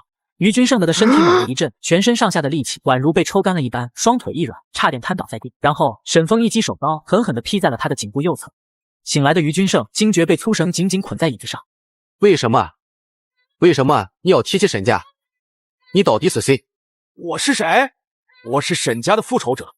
10年前你的所作所为让我家破人亡，今天是你该偿还的时候。于君胜的身体开始不受控制的剧烈颤抖，脸上的惊恐之色愈发浓烈。你是沈家的那个孩子，你竟然还活着？我已经死了。你什么意思？我当年鬼迷心窍，我不该做那些事情，别杀我。于君胜挣扎着，虽然他真的很后悔当年的所作所为，但后悔是一回事，愿意为此去死是另一回事。我这些年一直活在愧疚中。你看桌子，这些年不管什么节日，我都会祭奠你们家人。我真的后悔当年做的一切。于君胜悔恨的泪水夺眶而出，沈风可以看出那是真心的悔恨。别杀我，我真的后悔了，对不起。或许是求生，或许是真的知错，于君胜不断的道歉，眼泪不停的滑落。如果抱歉可以弥补过错，法庭上早已挤满虚伪的忏悔者。再见。不要。随后便没了声音。说着，沈风缓缓蹲下身子，看着倒在地上的于君胜。第12个，其实你应该是第5个，但我一直留你到现在，是因为只有在这个时候，你的死才最有价值。你猜猜看，是为了什么呢？随即沈风起身，拿起桌子上的抹布，沾着红色的颜料，在于君胜的嘴角处画了一个扭曲到极致的笑脸。祝你笑口常开，呵呵。钟队长，早上好，或者中午好，晚上好啊！新的一年到了，希望我们接下来的游戏越来越精彩，哈哈，是我送给大家的元旦礼物，希望大家喜欢哦，也希望没有太迟。然后录音中断。可恶，又是面具男，真是太嚣张了。就在1个小时前，福岛市刑警队接到一起报案，等抵达现场时，地上除了死者外，还留下一张熟悉的面具。以及一个充满挑衅的录音笔。喂，什么？找到监控了？好，我们现在过去。挂了电话，蔡晓明语气激动。中队，有同事找到了录下面具男的监控。走去看看。与此同时，作为始作俑者的沈峰已经开始下一步的计划了。之所以这个时候才对于君胜动手，是为了迷惑警方，这样才有更多精力去调查联盟里的那个狼先生。你要我查的事情已经查清楚了，联盟的那个狼先生很有可能就是天海集团的董事长邝天海。邝天海？沈峰愣了一下。邝天海本身就在他的狩猎名单之中，至于天海集团，他也有过了解，那是一家专门研究医药的公司，致力于攻破阿尔兹海默症，也就是老年痴呆。据说神药已经研发出来，不久后就要开新闻发布会了。不对劲，这一切都显得太过于顺利了。如果这个时候召开新闻发布会，鱼龙混杂，无疑是给我出手的机会。以狼先生的狡猾，不可能让自己处于险境。你的意思是，这个邝天海是个冒牌货？对，这个邝天海很有可能是个傀儡。这场新闻发布会是针对自己的围剿。天海集团的药物研发牵扯面甚广，谁都想在里面分一杯羹。而如果面具男在新闻发布会杀了邝天海，无疑触碰了所有人的利益，所有势力必将不顾一切地对面具杀人魔进行调查和围剿。这招棋好狠，精彩，精彩啊！真是精彩！好一个狼先生，这样的游戏才越来越有意思。很快，沈峰便在脑海中构思出了一个计划，一个局中局。此时，城市另外角落，一个黑暗的房间内，气氛压抑得如同实质。你想到解决办法了吗？要不我来帮你一把。如此一来，我哪里还有脸坐在这里呢？老虎斜睨了狼先生一眼，话语中带着一丝警告。别为了你的面子连累联盟。我何时用过别人擦屁股？查出面具男的身份了吗？还在查，很快就有答案了。不出意外的话，会有很多人帮我查。真的和沈家没关系吗？怎么？你很希望和沈家有关系吗？如果真的有关系，就不是你一个人的事，而是我们三个，甚至上面的事。等结果吧。坑我已经挖好了，就看他会不会往里跳呢。距离天海集团新闻发布会的日子越来越近，为了避免狼先生的脏水泼到自己身上，沈峰忽然想到了一个自己复仇名单上的一个人——朴东伟。韦雪案我找了个替罪羊，如果给邝天海的案件也找一个替罪羊呢？一个堪称完美的双重密室谋杀案在沈峰脑海中渐渐成型。说着，沈峰从拿出电话，又在复仇名单上找到朴东伟的电话号码，拨通了出去。你好，哪位？朴东伟，我知道你的秘密，联盟的秘密。半个小时后，一个人驱车去梨花村，那里有个废弃仓库，然后独自进去。记住，你没有别的选择。此时，朴东伟前脚刚进入伸手不见五指的仓库中，后脚身后传来了阵阵脚步声。是你叫我来的？没错，是我。你到底是谁？我说我是邝天海，你信吗？朴东伟顿时愣在原地，这个答案完全出乎他的意料。还没等他反应过来，突然感觉大脑一阵昏昏沉沉，一头栽倒在了地上。再次醒来后，发现自己依旧处于一片黑暗中。那到底是怎么回事？我也不知道，刚才正和你说话，忽然就没有意识了。你真的是邝天海吗？你找我来有什么目的？是我们现在被困在这里出不去了，必须得想办法离开，其他的事以后再说。没有一丝光亮的仓库内，两人在黑暗中摸索着，终于摸到了冰冷的铁门。然而门却像是被什么巨大的力量固定住了一般，纹丝不动。是不是在外面被反锁了？大概率是。妈的，说不定有人图谋不轨。他们既然从外面锁门，我们也从里面插上门栓。虽然我们出不去，至少他们也进不来。有道理。很快，门栓便被插上了。此时，朴东伟的身体已经极度虚弱，紧接着他眼前一黑，再次晕了过去。一场双重密室谋杀正式上演。是个数学老师，每天上课却在教室睡觉，睡醒还会在纸上画一些奇怪的符号，甚至每隔一段时间，男人都要消失一次。诡异的是，隔天早上，当地就会发生一起凶杀案件，只因上一世全家惨遭灭门，重生一世，男人决定当着警察的面实施完美犯罪。这起案件我称之为双重密室凶杀案，警察们准备好接招了吗？挂断电话后，钟海洋带着刑警队全部成员第一时间赶到了仓库。里面的人听着，我们是警察。片刻后，里面传来微弱的声音：救命！救命啊！所有人退后。队员们迅速散开，找好掩护位置，黑洞洞的枪口对准仓库大门。钟海洋一枪打掉了门锁铁链，上前用力推门，然而大门却纹丝未动。反锁了，里面的人快开门！别开枪！别开枪！四这里肘弯关节、膝踝关节全部被人用钝器活生生地敲碎了。老大，这里有一把锤子。钟海洋循声望去，果然在角落里躺着一把沾满了鲜血、孤零零的锤子。此时，钟海洋的思维陷入了前所未有的困境。显然，朴东伟不是面具男，面具男不会蠢到这样暴露自己。可如果朴东伟不是凶手，压根无法解释眼前的场景。这是一间双密室，外面的铁链从仓库外紧紧锁住大门，断绝了外界轻易介入的可能，而里面的门栓也被死死插上，将空间彻底封禁。凶手是如何在这双重密室的限制下，悄无声息地潜入，残忍地杀害邝天海，又全身而退？不仅如此，最为关键的是仓库里面的门栓是插着的，凶手离开后不可能在外面插上门栓。仓库四周毫无破损之处，没有可供逃脱的暗道或通风口，这成像仪也未显示有其他人在他们进入前离开。难道这是面具男和朴东伟一起演的一出戏？随后，陆美华打开战术手电筒，走入漆黑的废弃仓库，四处观察着。陆姐，有什么线索吗？陆美华只是轻轻摇了摇头，没有回答蔡晓明的话。多年的办案经验告诉他，这件事绝对不是表面上看起来的那么简单。突然，他的目光定格在墙壁上。这时，当手电的光线聚集在一点上的时候，陆美华发现，在这钉子孔的四周，隐隐约约可以看见一些少量的金属碎屑。陆姐，这是什么？说不定这是破案的关键。陆美华静静地站在那面墙下，抬起头。这面墙上一共有7个钉子孔，不均匀地分布着。此时，距离仓库不远处的河边，沈峰和戴着面具的刘震四目相对。问出来了吗？问出来了一部分。他不知道郎先生的具体名字和身份，但知道一些特征。很好，有没有留下什么破绽？没有，一切都是按照你说的所做。这是刘震的第2次出手，但残忍程度丝毫不比第1次差。与此同时，刑警队专案，美华先说说调查出的所有线索吧。其实很明显，这间双重密室是伪造的，伪造者不是面具男，就是朴东伟。伪造密室的关键点就在于那墙上的几个钉子孔。根据朴东伟的口供，我们可以得知，在朴东伟进入密室之后，便遇到了邝天海，只是环境黑暗，没有光亮，所以我们无法确定他遇到的到底是不是真正的邝天海，极有可能是假冒的。毕竟朴东伟并未见过邝天海，即使在电视上看过，在那种紧张黑暗的环境下，也极有可能认错。难道在他进入密室之前，邝天海就死了？不，法医程思学的声音突然从外面传来，他推门而入，一手拿着新鲜出炉的尸检报告。邝天海的死亡时间并非是在朴东伟进入密室之前，而是之后。什么？之后？没错，邝天海是在朴东伟进入密室之后才被杀害的。朴东伟不是说昏迷中曾经听到过砰砰砰的声音吗？那个声音很有可能是凶手用锤子敲击邝天海关节的声音。有没有可能凶手是朴东伟自己？可马上徐坤就意识到不对劲。如果凶手是朴东伟，他又是把外面的门锁上的，可这样的话，如何解释邝天海的死亡时间和凶手如何逃离？不，真相并不是这样。陆姐，怎么说？其实大家都被误导了。其实这间密室里或许存在着第3个人，凶手邝天海以及朴东伟。存在着第3个人？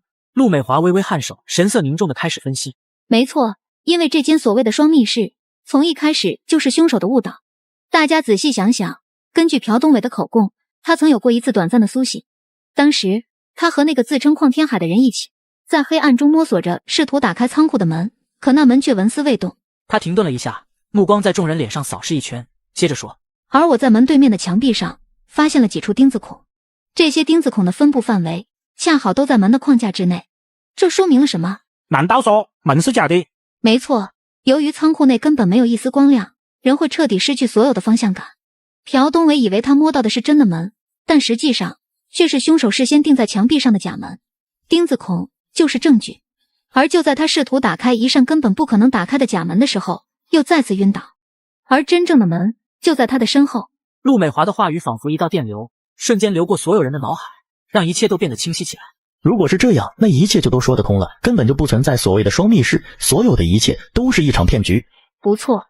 接着，陆美华迅速把他猜测的整个案情在脑海中过了一遍。当朴东伟进入黑暗的仓库中所看到的，根本就不是真的邝天海，而是凶手。此时的邝天海极有可能不在仓库，亦或者身在仓库，却无法被朴东伟发现。而在黑暗的环境中，朴东伟还没有来得及确认邝天海的身份，就被稀里糊涂的迷晕了。所以说，实际上朴东伟在昏迷中听到的声音，不仅仅是敲碎骨头的声音，而是凶手把假门钉在墙壁上的声音。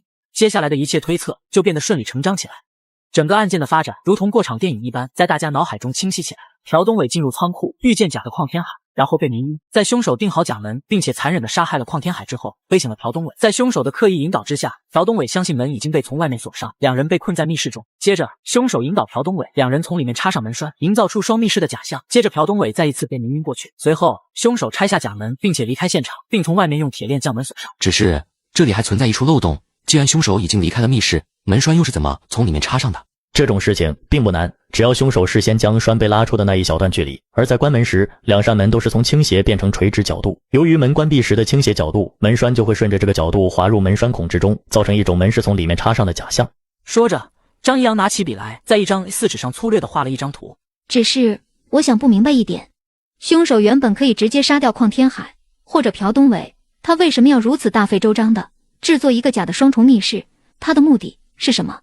众人一愣，的确，如果说凶手用这种办法摆脱嫌疑，或者说嫁祸给朴东伟，这完全说得通。可是这并不符合面具男的作风。突然，钟海洋的电话响了。明明是救人治病的医院，背地里却干着杀人越货的勾当。不管是轻微感冒还是癌症晚期的病人，只要进了医院大门，一律火化处理。只因医院为了研究治疗阿尔兹海默症的神药，直接把病患当成实验用的小白鼠。我要报警。结果警察来了之后，非但不追责医院，反而把报警的老头给抓进了监狱，判了10年有期徒刑。这天，忍无可忍的男人决定替天行道。哈哈哈，钟队长协助别人破案的感觉怎么样呢？你这个混蛋！就在1天前，沈峰利用双重密室谋杀解决了邝天海。由于影响甚大，上面又派遣了专人接替钟海洋工作。迫于外界压力下，最终被草草结案，替罪羊朴东伟被执行注射死刑。钟队长，你的脾气还是那么暴躁，这样可不好。说吧，这次你又想玩什么鬼把戏？很简单，天海集团的新闻发布会开始的时候，就是我们下一次对决的时候。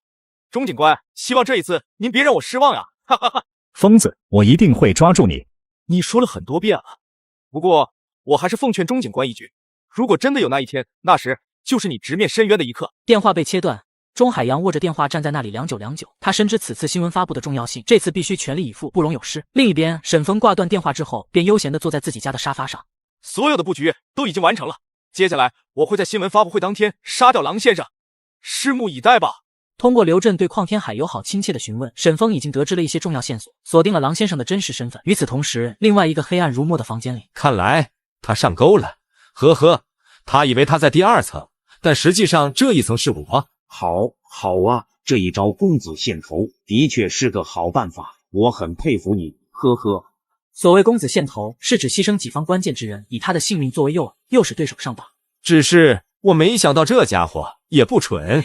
本来按照他的计划，一个邝天海之死就足够把对方逼入囚禁，可是没想到对方却利用朴东伟，成功的化解了这一步棋。接下来你有打算怎么做？抛砖引玉。要不要我安排人来帮你？这个面具男必须要消失。几天后，距离天海集团新闻发布会还有1个小时，众多全副武装的军人站岗巡逻，仔细的检查各个角落，确保犯罪分子无处遁形。一组、2组是否发现异常？报告，1组没有情况。报告，2组没有情况。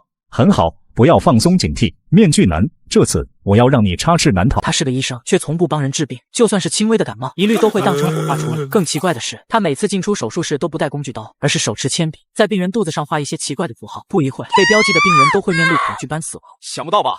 我压根不会去新闻发布会现场。狼先生，准备好了吗？我来找你了。说着，沈峰换上了白大褂，戴上口罩，随后便消失在了视野中。此时，天海医院另外一个角落，徐坤也悄无声息地潜入了这家医院。既然你们不敢查天海集团，那我就自己调查。就在1天前，徐坤把身患阿尔兹海默症的母亲送到了天海医院，结果却得到了母亲死亡的消息。第六感告诉徐坤这件事没那么简单，便向上面申请调查天海医院，却被乔建中局长给拒绝了。徐坤狠狠地骂了乔局长一顿，最后直接被革职休息了。天海医院一定有问题。撂下这话，徐坤打开了母亲的主治医师办公桌抽屉府。这群混账！突然，他像是想到了什么，快速翻阅文件，一个名为李艳红的名字映入眼帘。妈，人渣，全都是人渣！就在这时，一阵脚步声从远处逐渐接近门口。徐坤迅速将文件放回原位，躲进了角落的柜子里。不出意外的话，新闻发布会应该快要开始了吧？没错，表面上邝天海是天海集团董事长，实际上他只是一个傀儡。包括这次接替邝天海召开新闻发布会的代理董事长也是一个傀儡，目的就是为了给沈峰设下套。闹吧，最好动静闹得最大，届时你一定逃不过社会各界人士的包围。就在这时，门外突然响起了敲门声。请进，你是谁？韩医生，你不认识我吗？这里不是你该来的地方，出去。韩医生，你真的不认识我吗？他缓缓摘下口罩，当他的面孔出现的那一刻，韩佑的瞳孔下意识的一缩。何春鹏，你不是死了吗？然而不等韩佑有下一步动作，沈峰却迅速将一条白色丝巾丢在韩佑的脸上，当场晕了过去。看来我得到的消息没错呢，只是此刻我应该叫你什么？是应该叫你韩医生呢，亦或者郎先生？韩佑缓缓睁开双眼，眼前的世界清晰起来。我还是不懂，你是怎么知道我的身份？这就要感谢邝天海了。韩佑没有说话，只是沉默。他不甘心，他输得太不甘心了，因为一切都是那么的无懈可击，可偏偏在邝天海这条阴沟里翻了船。你不是何春鹏，你到底是谁？我是谁？呵呵，郎先生，你还记得10年前的沈家吗？你怎么可能？你是当年那个孩子。沈峰静静地看着韩佑在恐惧中挣扎，脸上没有一丝怜悯，只有冰冷的决绝。是我回来了。不可能，不可能，绝对不可能！你明明已经死了。你说的对。沈峰手里不知何时多出了一片剃须刀片。我死了，但我从地狱回来了。这个杀猪匠却开了家包子铺。只见男人从垃圾桶里舀了一勺干水淋在包子上，可来往的客人却吃得津津有味。直到有一天，客人集体拉起了肚子。指甲盖，这是人肉包子。只因上一世，全家惨遭灭门。重生归来，男人决定展开复仇。钟警官，新的游戏开始了。今晚让咱们再来玩一场游戏吧。听好了，这次的目标是白羊，就是那个大作家白羊。游戏地点：白羊居住的民宿。游戏是天黑请闭眼。所有的游戏者都已经准备就位。沈峰说着，伸出4根手指在屏幕前晃了晃。凌晨4点钟一过，白羊平安无事，这场游戏你们就赢了，而我将会永远放过白羊，并送给你们一些线索。好了，现在我宣布游戏哈哈哈哈开始。下一刻，画面被切断，立刻行动。时间再次拉到不久之前，民宿区大门口，白羊有些心神不宁地等待着。他选择的位置很好，正好处于监控摄像头的下方。还没到吗？与此同时，一个步履蹒跚的老人从他不远处艰难地走过。白羊也没当回事，只以为是民宿区的其他客人。怎么这么久了，他们还没到？在老人走入民宿区大门的那一刻，缓缓抬起头。游戏正式开始。此时，专案组所有人都已经全部就位。距离钟海洋收到沈峰的视频已经过去了2分钟。立刻通知白羊有危险，让他不要回到民宿。是。随后迅速让同事调出白羊的电话并拨通。喂，你好，白羊先生，我是辅导室刑警大队的蔡小明，警号为 XXX。现在我郑重地通知你，面具杀人魔已经把你列为最新目标，你不要回到别墅，找一个安全的地方等着，我们马上就到。电话那头的白羊愣了片刻，似乎是感到有些不可思议。知道了，我就在门口的监控下。奇怪，怎么又给我打了一次电话？城市另外一个角落，阴影笼罩着黑暗的房间，原本的3个人已经变成了2个人。看来他输了。那他的东西呢？你想要？现在这可是烫手山芋，咱们最好还是先观望，免得出事。你说这个面具杀人魔是谁呢？总不会真的是沈家的人吧？不可能，沈家绝不可能死灰复燃。那会是谁呢？继续观望一阵，别轻易下场，免得和他一样。老虎说的他自然是指郎先生。看来越来越有意思了呢。2人陷入了一阵沉默中，黑暗中只有彼此的呼吸声。良久，老虎像是想起了什么。听说你还在找合适的心脏，找到了吗？这也没什么好隐瞒的，倒是有一个合适的，不过还在观察中。这种事情可要谨慎，毕竟我可不想我的孩子出事。我能找到倒是不容易。别说一颗心脏，就算是不管什么我都会做到。祝你成功。我当然会成功。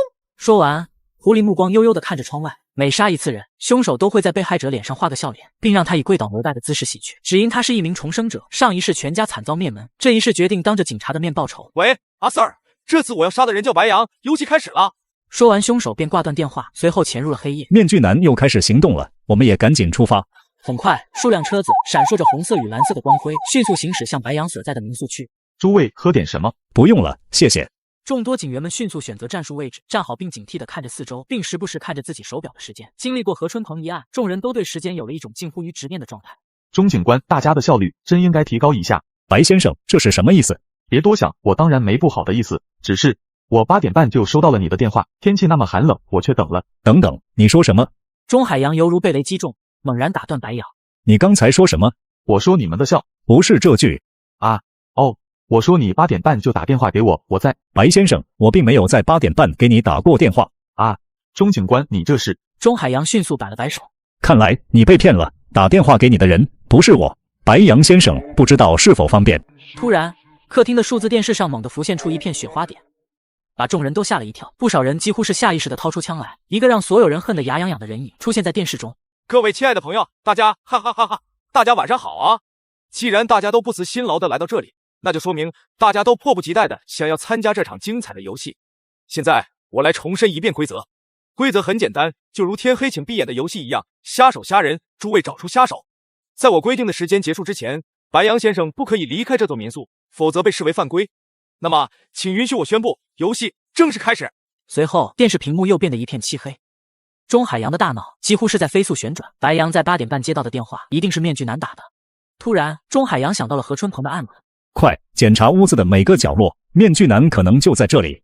众人一听，立刻开始在屋子里四处搜寻起来。同时，蔡晓明和张一阳两人迅速把白杨护在身后。忽然，一个诡异的笑声响起。下一刻，张一阳猛地拉开柜门，同时身形迅速向一旁闪躲。柜门开启的瞬间，众人几乎同时听到一声类似于线崩断的清脆声响，紧接着一股浓烟喷出，众人下意识开枪乱射。杀手要开始杀人了，明明是早上营业的早餐店，却开在了晚上。更奇怪的是，别人巴不得把店开在热闹的市区，而这家店却选择深山老林。就算这样，早餐店门口的客人还是络绎不绝，只因这家早餐店是当地最大的黑市交易中心，只有开在深山老林才不会被当地帽子叔叔打击。而眼前的男人为了报复帽子叔叔，决定来黑市购买装备。老板，我订的货呢？都在这呢。拿上遥控烟雾弹后，沈峰找到了徐坤。你考虑好了吗？一旦你选择出手，以后就很难回头了。徐坤没有说话，而是默默接过包裹，随后转身离开。时间来到2天后，沈峰化身为老头，偷偷潜入了白杨所在的房间，偷偷把遥控烟雾弹藏匿了起来，随后引爆了烟雾弹。大家小心，是烟雾弹！别杀我！他一边背对着墙角，一边朝着烟雾中大喊：“我不该说了那些话，别杀我！”在上一场狩猎游戏中，沈峰对天海医院郎先生出手之后，作家白杨面对电视台记者采访，大言不惭地侮辱沈峰。没想到现实报来了。白杨，别说话，面具男就藏在我们人群之中。钟海洋以最快的速度顺着白杨的声音赶了过去，两人相距半米。钟海洋隐隐约约可以看到白杨惊恐的脸。钟警官，保护我！钟海洋持枪而立，立刻将白杨护在身后，警惕地聆听着四周的动静。而就在浓烟升起的一瞬间，徐坤的眼神变了。突然，一个不知名的物质朝着白杨狠狠地飞了过来。别杀我！别出声！钟海洋赶忙上去用手堵住白杨的嘴巴，随后拉着他悄悄来到另一个角落。下一刻，所有的灯光在同一时间全部熄灭，黑暗吞噬了整个房间，天真的黑了。而这场游戏的杀手就隐藏在黑暗之中。再见了，各位！该死，他跳床跑了！追上他，不能让他跑了！钟海洋刚想说下令，就听徐坤在黑暗中急促地说：“老大，你们去追面具男，我和阿昌在这里保护白杨。”阿坤、阿昌留下保护白杨，所有人跟我去追面具男。一声令下，钟海洋带着蔡晓明等警员摸索着从正门离开。昏暗的民宿区了，众人开始了地毯式的搜索。钟海洋脚步急促，手中的枪紧紧握着，直觉告诉他，面具男就在附近，这一次绝对不能让他跑了。另外一边的房间里陷入短暂的沉默之中。徐警官，你们在哪里？白先生，我在这。徐警官，你们可要……一阵剧烈的咳嗽声打断了他的话。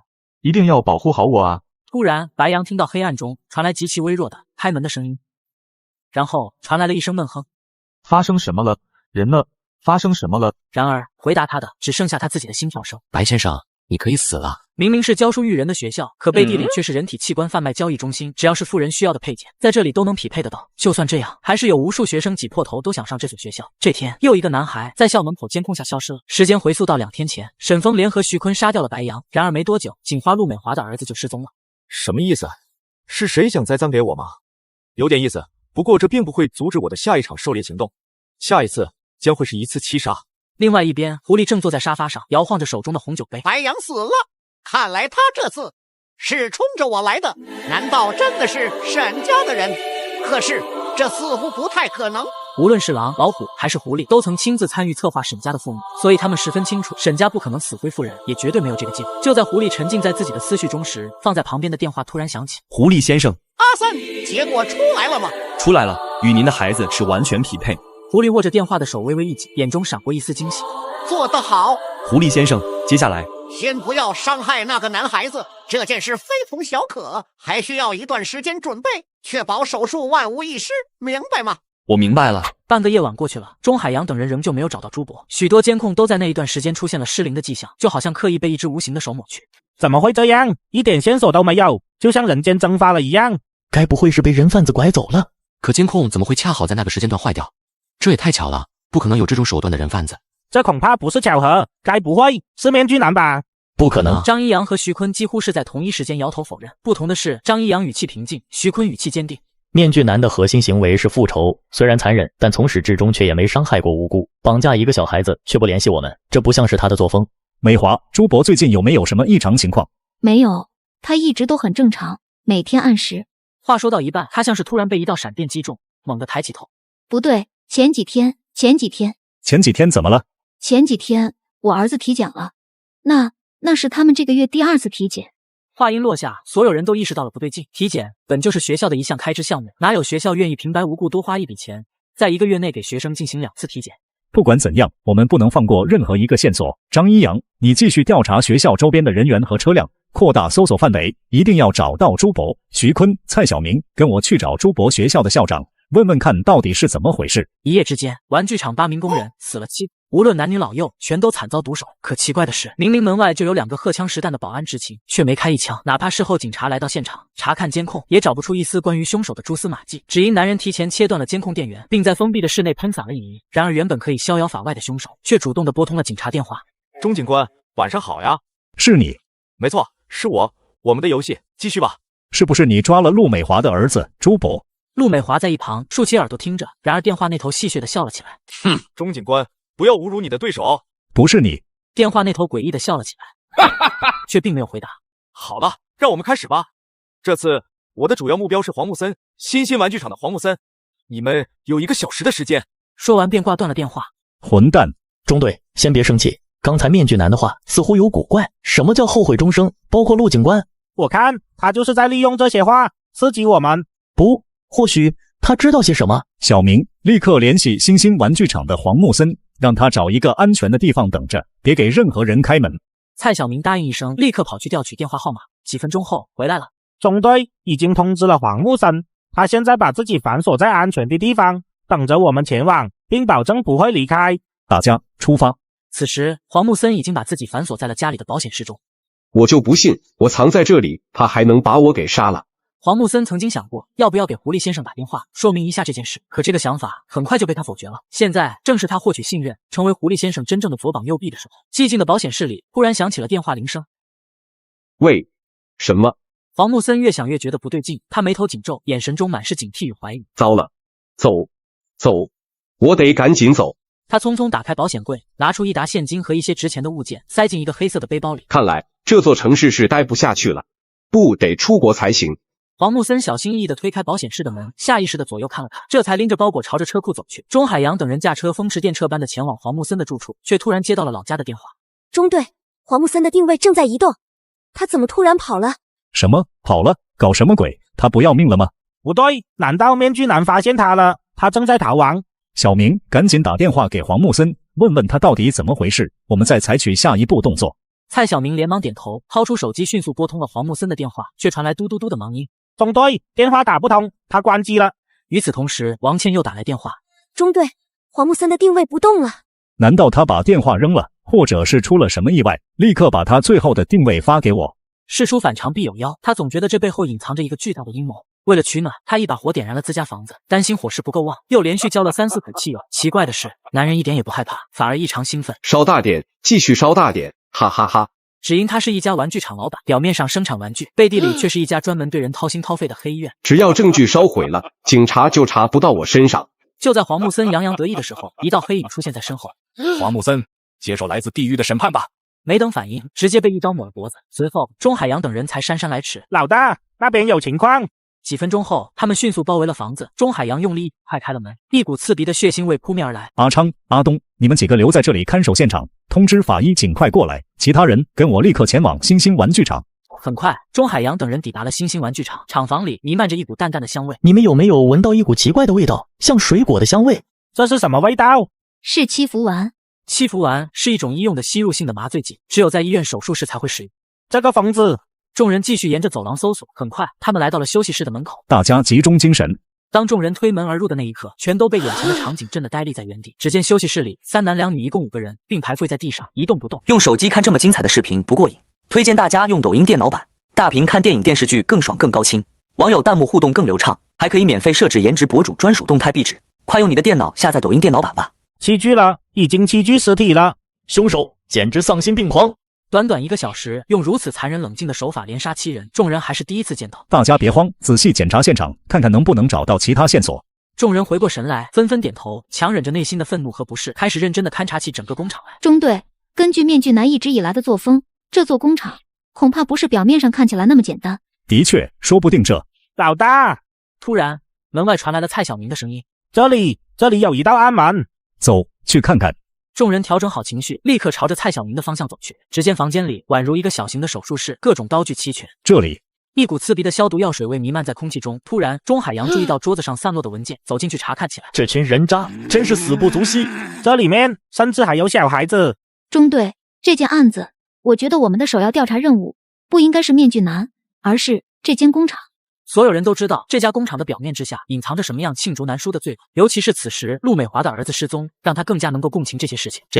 这里还有一个暗门。白天他是菜市场屠宰区杀猪的屠夫，可到了晚上却化身手术室技艺精湛的主刀医生，只是屠宰对象从猪变成了学生。更奇怪的是，隔壁就是拥有几百人的工厂，里面的工人明明听到了学生的求救声，却从没人报警。这天，手术室的大门被警察推开了。宝贝，妈咪不哭。此时，陆美华并没有注意到，在朱博的胸前口袋里揣着一张留给他的纸条。与此同时，另外一边，精致的水杯狠狠摔在地上。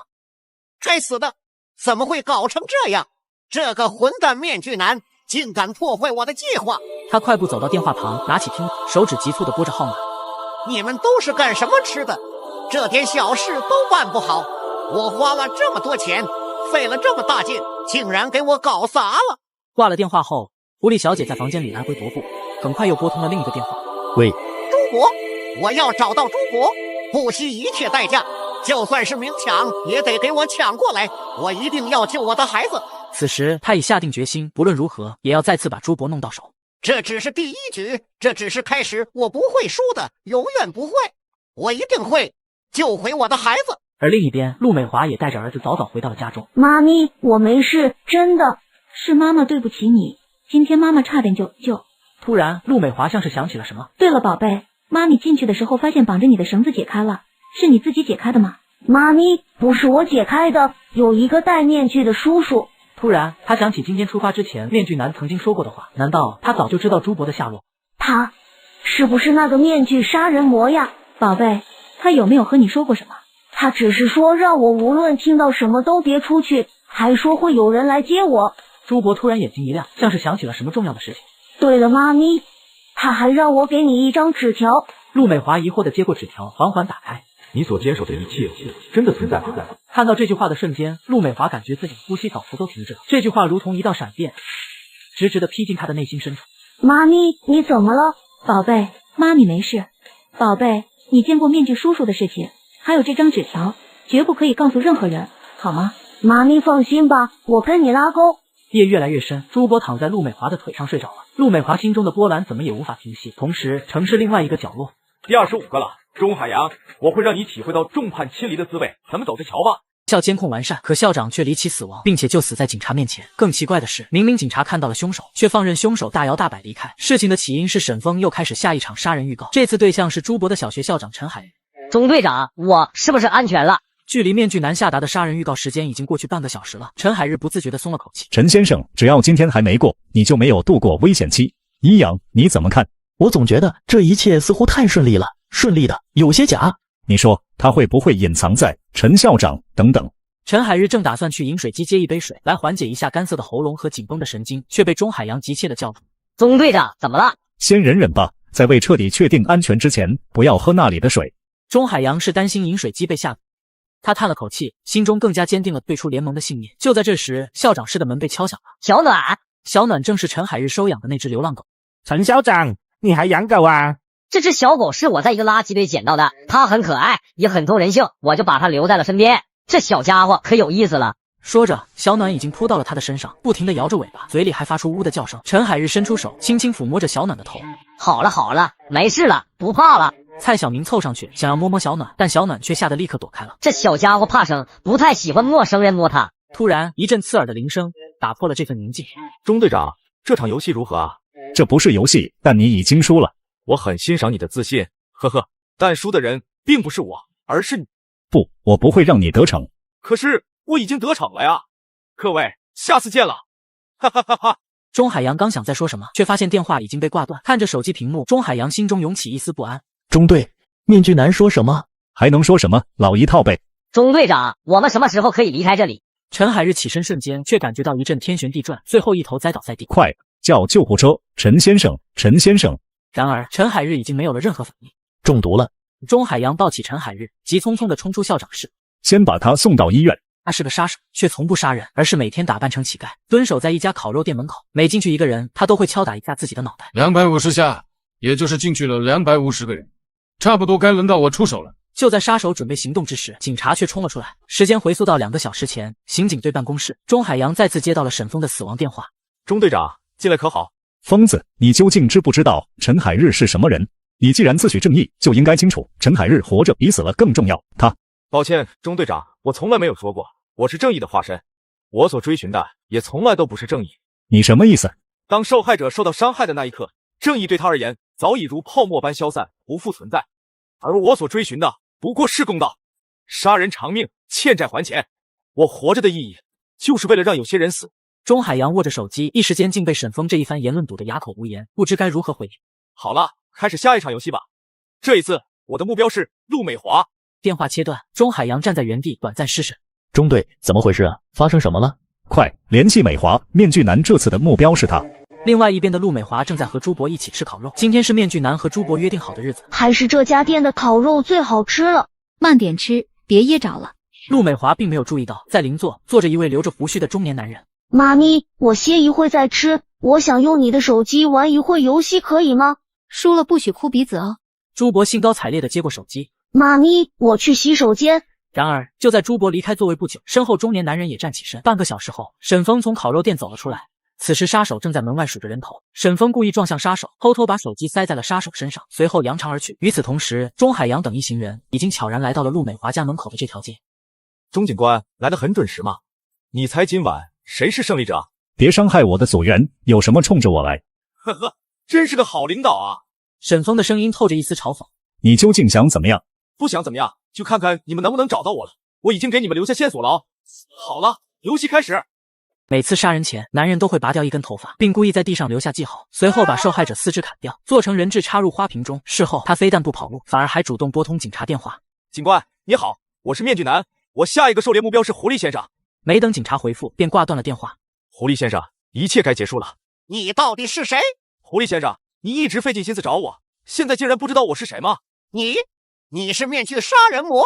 没错。不可能，这不可能，怎么会是这样？就是这样，狐狸先生，这一天我等了很久了。从海友死后，我就已经盯上你了。但我知道，狐狸先生是不会轻易露面的，尤其是在狼先生死后。所以从黄木森开始，我就一直在布局。我故意捣毁玩具厂，收拾掉黄木森和陈海日他们，让你失去了重要的棋子哦。对了，那个无名杀手也是我设计的。听着沈峰一步一步的布局，狐狸先生的双腿发软，缓缓滑坐在地上，绝望如影随形的笼罩着他。